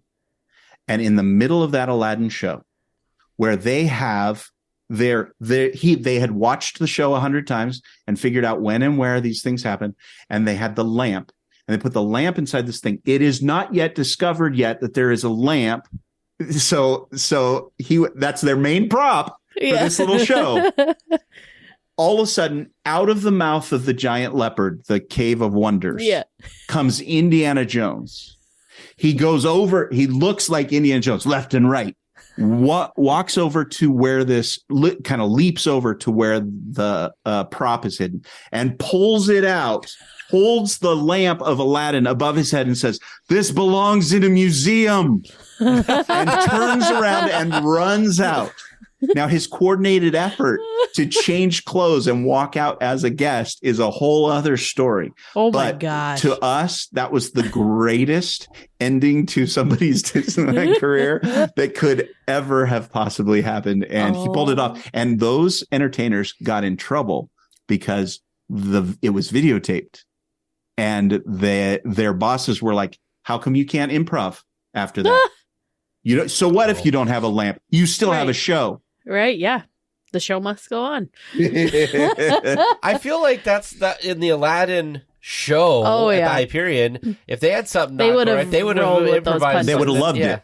Yeah, they would have done great with it. They would have loved it. That's amazing. Well, now that brings me to wonder, what was your last day on the jungle like? Were you? I'm sure you didn't dress up as Indiana Jones and steal some treasure. No, I didn't. Well, unfortunately, that is lost to history. But I didn't have a last day on the jungle, so I technically did. My last shift at Disneyland was on Big Thunder Mountain, so there's no pranking on a dangerous roller coaster. Yeah. And so I simply walked off the job, saying goodbye to everybody and having the zippity doodaddy in my heart and just is truly an amazing time there. So you go away from something like that as a young person, you kind of get tired of it. You kind of see something else on the horizon. Mm-hmm. And while I'm glad I moved on and went and did all these things, I'd still go back any day. If they had Old Timers Day, I would go back. And I have been invited to spiel a boat since then. It's a wonderful feeling. Cool. Go back and do it. But the sort of leaving of Disneyland is this rite of passage as well. It's, you have to get mad at a job to say, I don't ever want to be here, or you have to be sad about something, I got to go do something else. And so there's this melancholy, and it's that same melancholy you feel when you leave Disneyland, at 1 a.m. after fireworks and tired feet, and with sparkling lights and the music is just right. And you're going, do I have to walk out these gates? Do I really have to walk out these gates? Some people, it's just not, it's not for them. They weren't paid enough. They were treated poorly. People are people and they're not kind. And so, you leave a job with that in your heart. So it's all transitional when you do leave. But yeah, left Big Thunder Mountain. We could talk about that, I guess, on another opportunity. But yeah, it was, it's like sad and sweet, and but a good total experience. That's awesome. I'm sad that you didn't get to do any sort of shenanigans, but I can't even I can't imagine what that would be like to work at Disneyland and like live and breathe and be a part of the magic. Because I know how hard it is to leave for a trip. Right. So right. The leaving of, being part of the magic is just a whole nother level, I'm sure. Yeah, it's not it's not perfect. You don't leave anything that's perfect. Yeah. Right. Oh, yeah, definitely. So there's you grow up, you're growing out of it. Like, it wasn't, I don't think it was a year and a half later before I was married and had my first kid. Oh, sure. So there's this, you have to move on.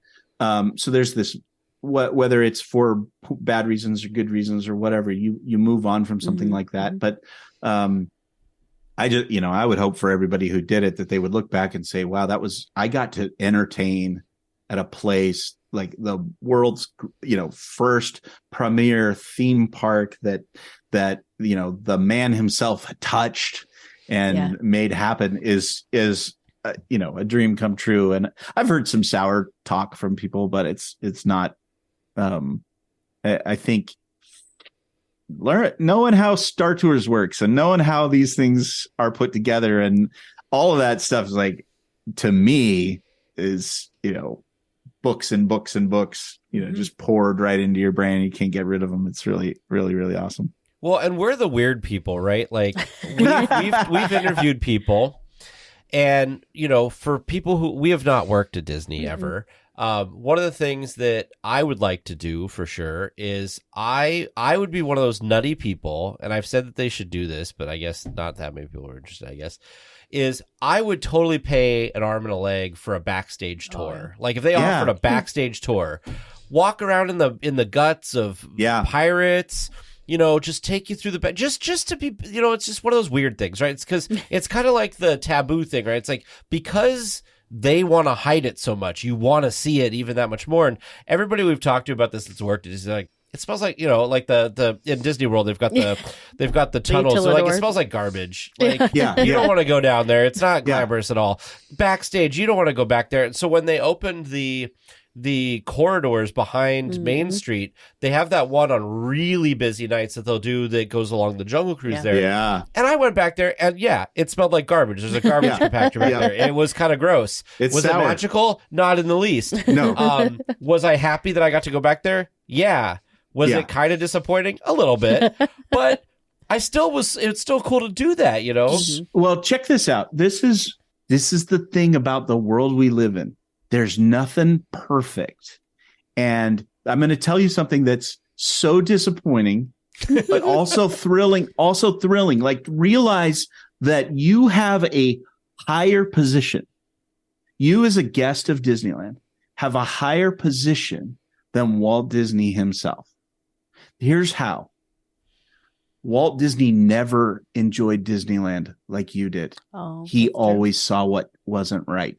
Mm-hmm. He always saw what he had dreamed up, and now he's walking down the street and it's like, gee whiz, that doesn't look good. That doesn't look good. Oh, the timing is off, right? Sure, he was molding and shaping and doing things at the time, but I talked to so many themed entertainment builders, and they cannot ride their own ride that they created without seeing the light that's in the wrong place, without seeing the this and that, and they never eat the magic like we get to eat the magic. And so there's this special privilege of being a guest. I'm the same way as you. I want to see what's behind it, and then having those little secrets, like mentioning the Jose pole, right? Finding Jose's house is so special. We love to tell those secrets, and we love to have the secrets. And we love to go, how's that water fountain work? I know how that water fountain works, right? We love that part. But if we were responsible for it, it would bug us when it isn't working right. And so there's a specialness to being a guest that it's almost like we hunger for what, if we really got it, it would wreck it. Yeah. That's very true. Yeah. I don't know how an airplane stays up in the air. I really don't. I understand there's lift and there's equal and opposite reactions. I'm glad somebody else does. I don't need to know. Keep me up there as long as you're going to use the magic that keeps me up there. I know what you mean, though, because I tell this story to people. So one of my first jobs when I was younger is I worked for a movie theater, and I did projection. Yeah. So when I go to a theater now, and if I see the picture not lined up right, or it's a little out of focus or any of that, because I was trained to look for that, I can't not see it. And it drives me crazy. But then like Teresa or James or whoever, they don't notice it at all. I'm like, how did that not bother you? They're like, what are you even talking about? And so I get what you're saying. Yeah. That if you see something like that, then it's like you're always going to notice it, and and you can't enjoy it fully. You can't enjoy it to the extreme way that we do. When you see the fireworks go up, it's amazing. But if you know what the master plan is, and you know where everything is located, and you know X, Y, and Z, then you're not as impressed. Yeah, there's just like this. There's something about it that's not, and that's okay. There's people for that. And it's not that we shouldn't look for it and try to be fascinated by it, because that's what's kind of, getting us even more excited about the magic is what we don't know. It's like looking for hidden Mickeys. Once you found all the hidden Mickeys, you start making up hidden Mickeys, and then they become ridiculous and they're dumb. And you're like, yes, those are 3 round rocks. That is, sometimes you just have 3 round rocks. Well, and sometimes people like will point them out. I'm like, that's not even 3 round things nearly like kind of close together. It's like seeing faces in the clouds. It's like your brain makes up things. Like, what? I don't see that at all. But yeah, then there's other ones that are like, nope, that's clearly it. The other thing too, though, with Walt was, I've read that he was always just looking for like, okay, that's in the past now. What's the next thing? He didn't ever. That's a different. Yeah. Yep. He didn't ever take the time to kind of like sit in the glow of it and just enjoy it and then move on, because he was very forward thinker. On to the next thing. Mm-hmm. Yeah. It's interesting to think about that stuff, because Terry Hardin explained this to us a little bit, that, a lot of people get passionate about Disneyland specifically because it was, there's only so many things there that Walt has touched. And if you take them away, you can't get them back, kind of a thing. And I understand that. Mm-hmm. But also, if you try to stay in the vein of Walt, like if he would have lived longer, like a lot of the stuff that we think would be sacrilege to get rid of would be gone. Yeah. Yeah. The tiki room would probably be gone. Like, just all these different things would have been gone. And so it's just amazing that, like, we get stuck in these things of like, how Mr. Lincoln or the tiki room are two examples, and for me, like the Autopia, but like, we say, like, when they talked about getting rid of Abe Lincoln at one time back in the day, it was like pitchforks and like, all this stuff. And so it's like, it's really tough to be an Imagineer, because you want to create these great new things that people are going to become classics, but they're not really given an opportunity sometimes to do that. But then you get the people who are like, but don't get rid of my favorite thing, you know? For it. It's a fine line to have to try and to balance there. Yeah. Disneyland is a wonder in urban design. Mm-hmm. And that is, the amount of entertainment packed in per square foot, entertainment, not just, all that is so much more than anything at Walt Disney World, anywhere else on the planet. They talk about the pricing. There's one way they talk about the pricing is like a movie is 2 hours, and you spend 2 hours in let's say it's Avatar, you watch it in 3D. So how much is that? $20? Sure. Something like that. So 3 hours for $20. Those are entertainment per minute dollars. And at Disneyland, the amount of entertainment you could access in that 16-hour period that you're there is far more valuable than what you're actually paying for. Is pretty spectacular. You're getting away with better value, depending on how high they raise the prices, but they packed so much in there, and still holding on to some of the things that are sacred to many of us. Here's the funny thing that I have to fret about. I'm not a huge Galaxy's Edge fan. I really wanted to be. It didn't land the way I was promised. The way they promised it. It didn't land exactly like it was promised. And so there's a little bit of disappointment there. But check this out. A kid born today or a kid born 4 years ago is never going to see a Disneyland without Galaxy's Edge. And that means that it's going to be core memory for that kid. That meaning and that what Disneyland is to that person includes Galaxy's Edge. Yep. And to ever think that they would take that away would be a travesty, right, to them. And the same thing is like Roger Rabbit. There was a time when you put Roger Rabbit in Toontown, and all that there was a kid who was born that day who would never know a Disneyland without Roger Rabbit, and would think that is what makes Disneyland. And that's so special about the place, is that there's nothing that they add that won't soon become I think about Disneyland Paris. The French did not want Disneyland Paris until 10 years later, after the first kids who had grown up with or 15-year-olds, they had money of their own. They started going there and spending it. And now they are taking their kids to Disneyland Paris. They could never dream of a play. There's no Paris without a Disneyland Paris, so that's pretty spectacular. That's how we, build memories and create amazing places that change people and get them excited to see the next thing. You're absolutely right. We talk about this all the time, that I grew up with just Disneyland. I'm only 10 years, I think, difference than you. I was born in 81. And I went to Disneyland in 89 for 88, 89, somewhere in there. I think I was your Jungle Cruise skipper. Yeah, you probably. And I remember, I remember the parking lot and everything, right? And so we had this thing for before the holidays or something. We had a special episode. We didn't have a discussion topic or an interview or something. And producer James just created like a quiz kind of thing.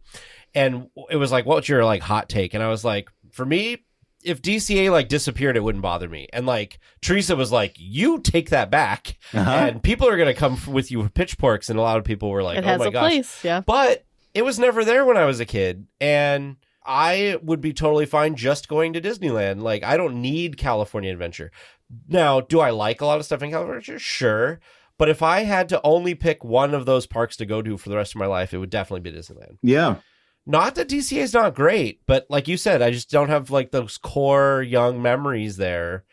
And my experience of it is totally different. One of the memories that I have about DCA was for the 50th anniversary of Disneyland. It was the only park open on May 4th of 2005. And it was not what it is now. And I remember thinking, we've been in here for 4 hours and we've done everything. And I'm so bored and there's no Disneyland to go to. And so I think for me, that's kind of tainted a little, but that's just because of my experience with it. Right. But we have listeners who are very excited and love DCA. And it's the opposite. They would prefer to be in DCA than Disneyland. So. Yeah, that's right. Crazy to me, but I get it.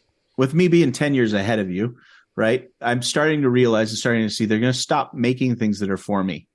Yes. And I gotta be okay with that. You know, it's funny. The Smurfs movie came out about the time that people who watched Smurfs on Saturday morning as a kid had kids the age that they were when they had the Smurfs. And same thing with the Sonic, same thing with Transformers, right? They're making those things for those kids so that for my kids, so that I will take my kids to those things and have that same nostalgia. But pretty soon that's going to be further away and they're not going to start making things for me anymore. They're going to stop playing Sweet Child of Mine on the elevator music at the mall for me. So that I feel like this is my generation, right? At this mall, they're going to start playing Hannah Montana or something. I don't know what it is, whatever that next thing is. And it's going to start to sound like elevator music to that next generation. Mm-hmm. So I got to come to grips with the fact they're going to take away things that I think are sacred and kind of be ready, regardless of the fact that I don't want to be ready. I kind of got to be ready for them to swipe out some of those core memories. Yeah. Dang. Well, there'll still be memories though. That's like true. The Disneyland Hotel. That's something I never got to experience. And honestly, doing the research and like seeing photos and all that, I'm just like, I'm almost mad about that. Yeah, but I can't be mad about that. Same thing with the People Mover. You're mad about the People I'm Mover. upset that I didn't get to experience the People Mover or the Skyway buckets. And the People Mover in Disney World is not the same. Not the same. People go, we'll just go to Disney World. I'm like, it's not the same. Yep. So, Freddie, I want to be respectful of your time since we've been recording. I just looked over for 2 hours now. So, so real quick, I think let's wrap up. We clearly have like a million more questions and things to talk about. I would love to talk to you about Big Thunder Mountain, but that's going to be another time. We'll do a Frontierland one. So we talked about this way back at the beginning, that you currently are the executive producer over at Storyland Studios. So can you kind of tell us, yes, you've kept the Jungle Cruise on your resume. So how did your time in the jungle kind of morph into your current role today? Yeah, that's a funny question. I'm not the executive producer. I'm one of a dozen executive producers at Storyland Studios, and that means you guide a project for a client from beginning to the end, just making sure that their vision and their dreams end up being what happens at the other end of the project. And I came to Storyland Studios because I worked for a place called Children's Hunger Fund. I was in charity for 12 years, nonprofit, and Children's Hunger Fund's mission involved sending food to hungry villages and people and places around the world. And so in that storytelling, like we needed donors to understand what we do. And when you have a donor that really understands what you do, they're willing to give more, they're willing to invest in the charity even further. And so part of that was taking people on trips to the different places where our mission was in full view. So that's Uganda, Guatemala, Nepal. So you would take this group of people who have some extra means, like what we would call this as a major donor. This is used across all charities. That's somebody who could give a gift of $10,000 or more. That's a special group of people who have $10,000 that they could invest in your charity. And so we would take those types of folks, invite them to come with us to go visit this area of the world and see what their work is doing. So they would see the food delivered. They would meet the families and the kids who are receiving all this stuff. So it's really cool, but it's very elite.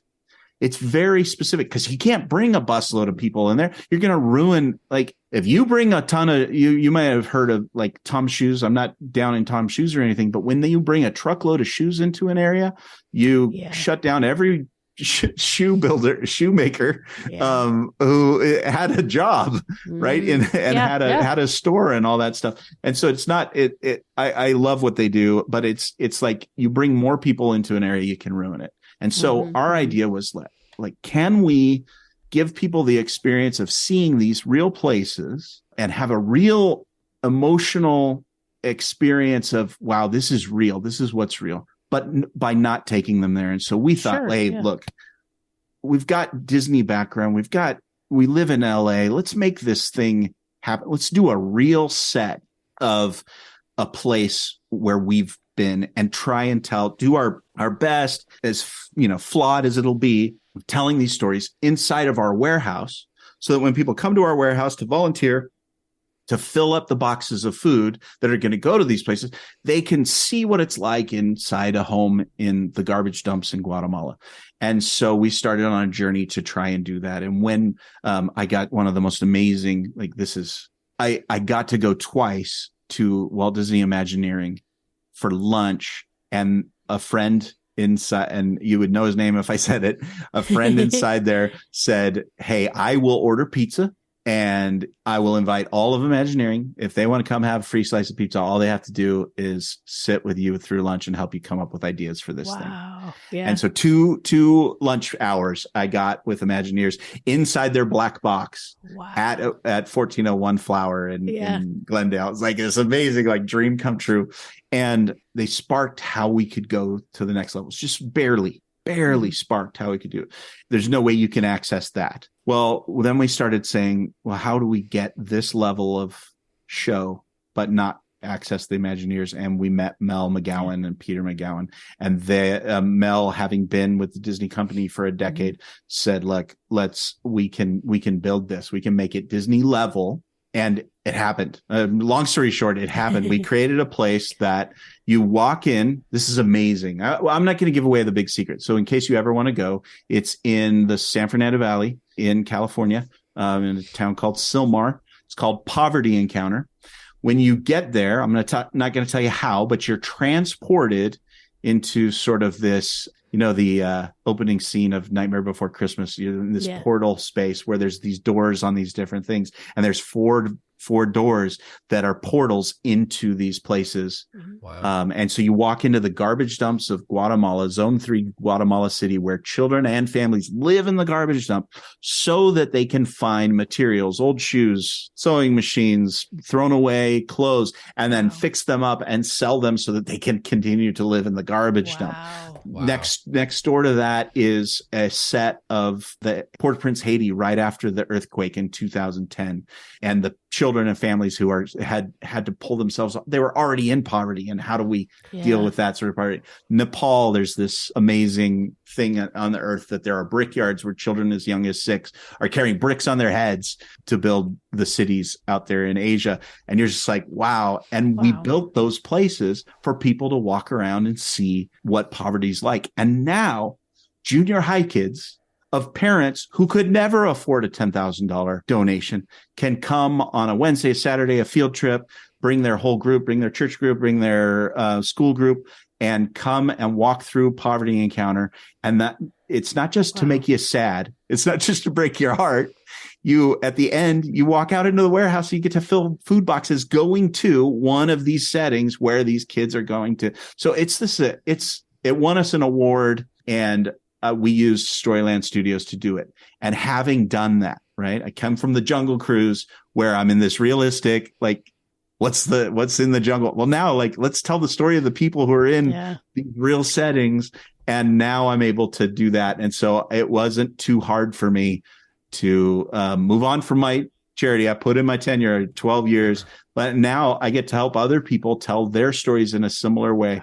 I just met today with a group who sends airplanes into ravaged areas of the world, and they send their pilots to help move things in and around. They want to create an interesting visitor experience like that. And so I get to do those kinds of things, but I also get to do theme parks. I'm in charge of 2.5 full theme parks here in America that are being worked on, and we've got them all over the world. So it's pretty neat.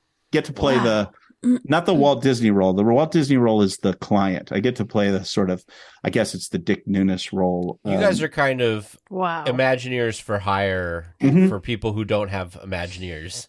Yeah, boy, it's so hard for me not to tell these stories because there's a reason for that. And we are. I mean, everybody who's there's a lot of people on our team who have worked for Imagineering or worked for Universal.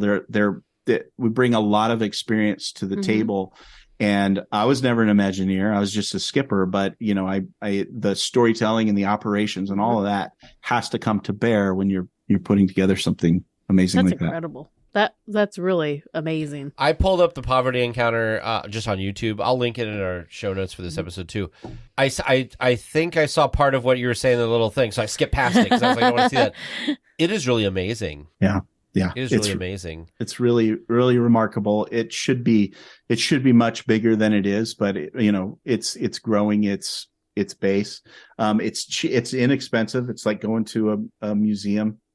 That's cool though to have really, that kind of real experience and then do good afterwards, right? You can go in and pack food. Like, how amazing. That's incredible. Like I said earlier, there's so much we could talk to you about, but we should wrap up because I think we are at least at 2 episodes here.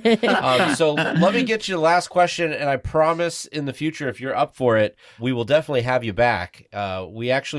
We probably should start going back through some of our people that we've told that we want to have back on and try to get them on, because we just don't want to have people on like too soon. But I think we've had a good rotate. We should be able to rotate through now. But with folks like yourselves, you just have so many stories. And the podcast would be like 10 hours long. I know, it's ridiculous. I'm sorry. No, not at all. I love it, and our listeners love it, and we're so thankful that you're here to talk about this stuff. But we want to be respectful, and little bits at a time. We don't want to, the whole experience. My wife is actually cooking dinner because she just came back from karate, so I smell the dinner. Perfect timing then. So, last question that we ask everybody. Now, you've already worked at Disneyland, but if you could work at Disneyland again, what would you do? Sky's the limit. Could be any job. Could be even something you make up. Yeah. It's funny that I mentioned Walt walking through the park and not, getting the same satisfaction. But there is something to that, like bringing your dream to reality and saying and seeing that. So there's something about it that's like, if I could make up my own job, I don't know. Do I be Walt Disney? Do I be his Jiminy Cricket on his shoulder? Oh, excuse me. Again, but or be the little man at Disneyland, right? You live there. You're just making sure they're not doing it. You got a little bit of magic that you're throwing this way and that. I think that's what I'd like to do. But shoot, having a shift where you're just waving the baton and watching the Main Street Electrical Parade go by. That's pretty good. That's pretty good. I just need to get better shoes. Yeah, not those big clunking Big Thunder Mountain boots. I can't, now I'm going to have to pay attention to cast members' shoes the next time I'm there. That sounds awful. So for anybody who's listening, but maybe wants to follow your journey beyond the podcast, where can people follow you online or hear you? I know, or what other podcasts do you have? plug whatever you have. Okay, so on Instagram, I'm Skipper Freddy. I've had a little bit of a need with my career. I've had a little bit of need to pull back from the Instagram a little bit. Sure. But there's a lot of fun content in there. If you kind of go back through, COVID was kind of a wild time. A lot of us started some of our fun stuff. So you'll find, links to my YouTube channel to watch my Jungle Cruise quarantine video from home. It's a lot of really cool stuff there. I write at freddymartin.net, a lot of Disney stuff, a lot of interviews. I interview Bob Gurr there. I interviewed the very first Tom Sawyer, Tom Nabby, who worked on Tom Sawyer Island catching fish, and Walt Disney hired him personally. So really a cool interview there. But also, fun stuff like discovering the Society of Explorers and Adventurers, the very first installation of those guys at Disneyland, and then, Disneyland from space, like secrets at the park that you don't know about, but you have to see them from the sky to understand them.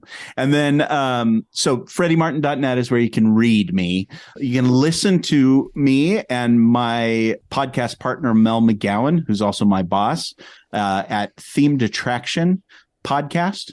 We interview all kinds of industry legends, focus on people who do build these amazing places that we like. Had Tom Morris on there, Tony Baxter, Jason Sorrell, just a ton of great interviews with the people who built these places. And it's an industry. It's like inside baseball. We're talking about the struggles that we had building these places. It's real popular with people who are in the industry or want to try and get into the industry.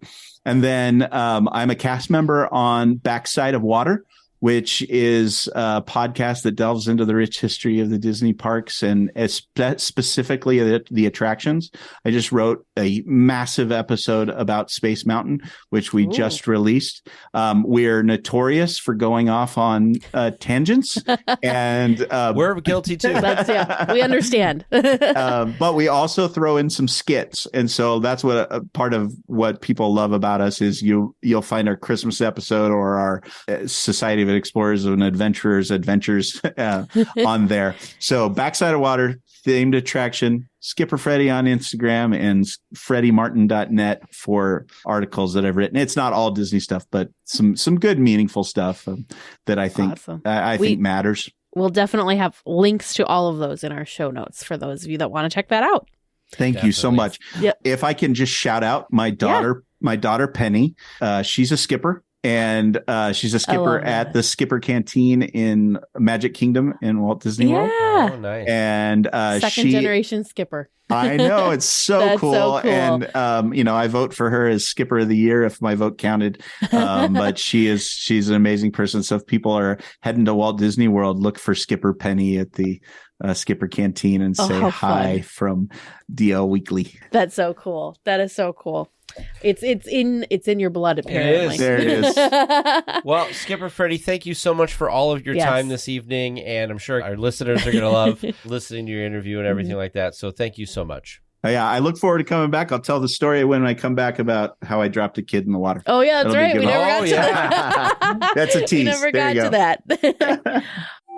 Looks like we're coming in for a landing, gang. But please stay listening until trivia comes to a stop. And then you can walk to the nearest exit. Thanks for listening to the 8th wonder of the world, DLWeekly.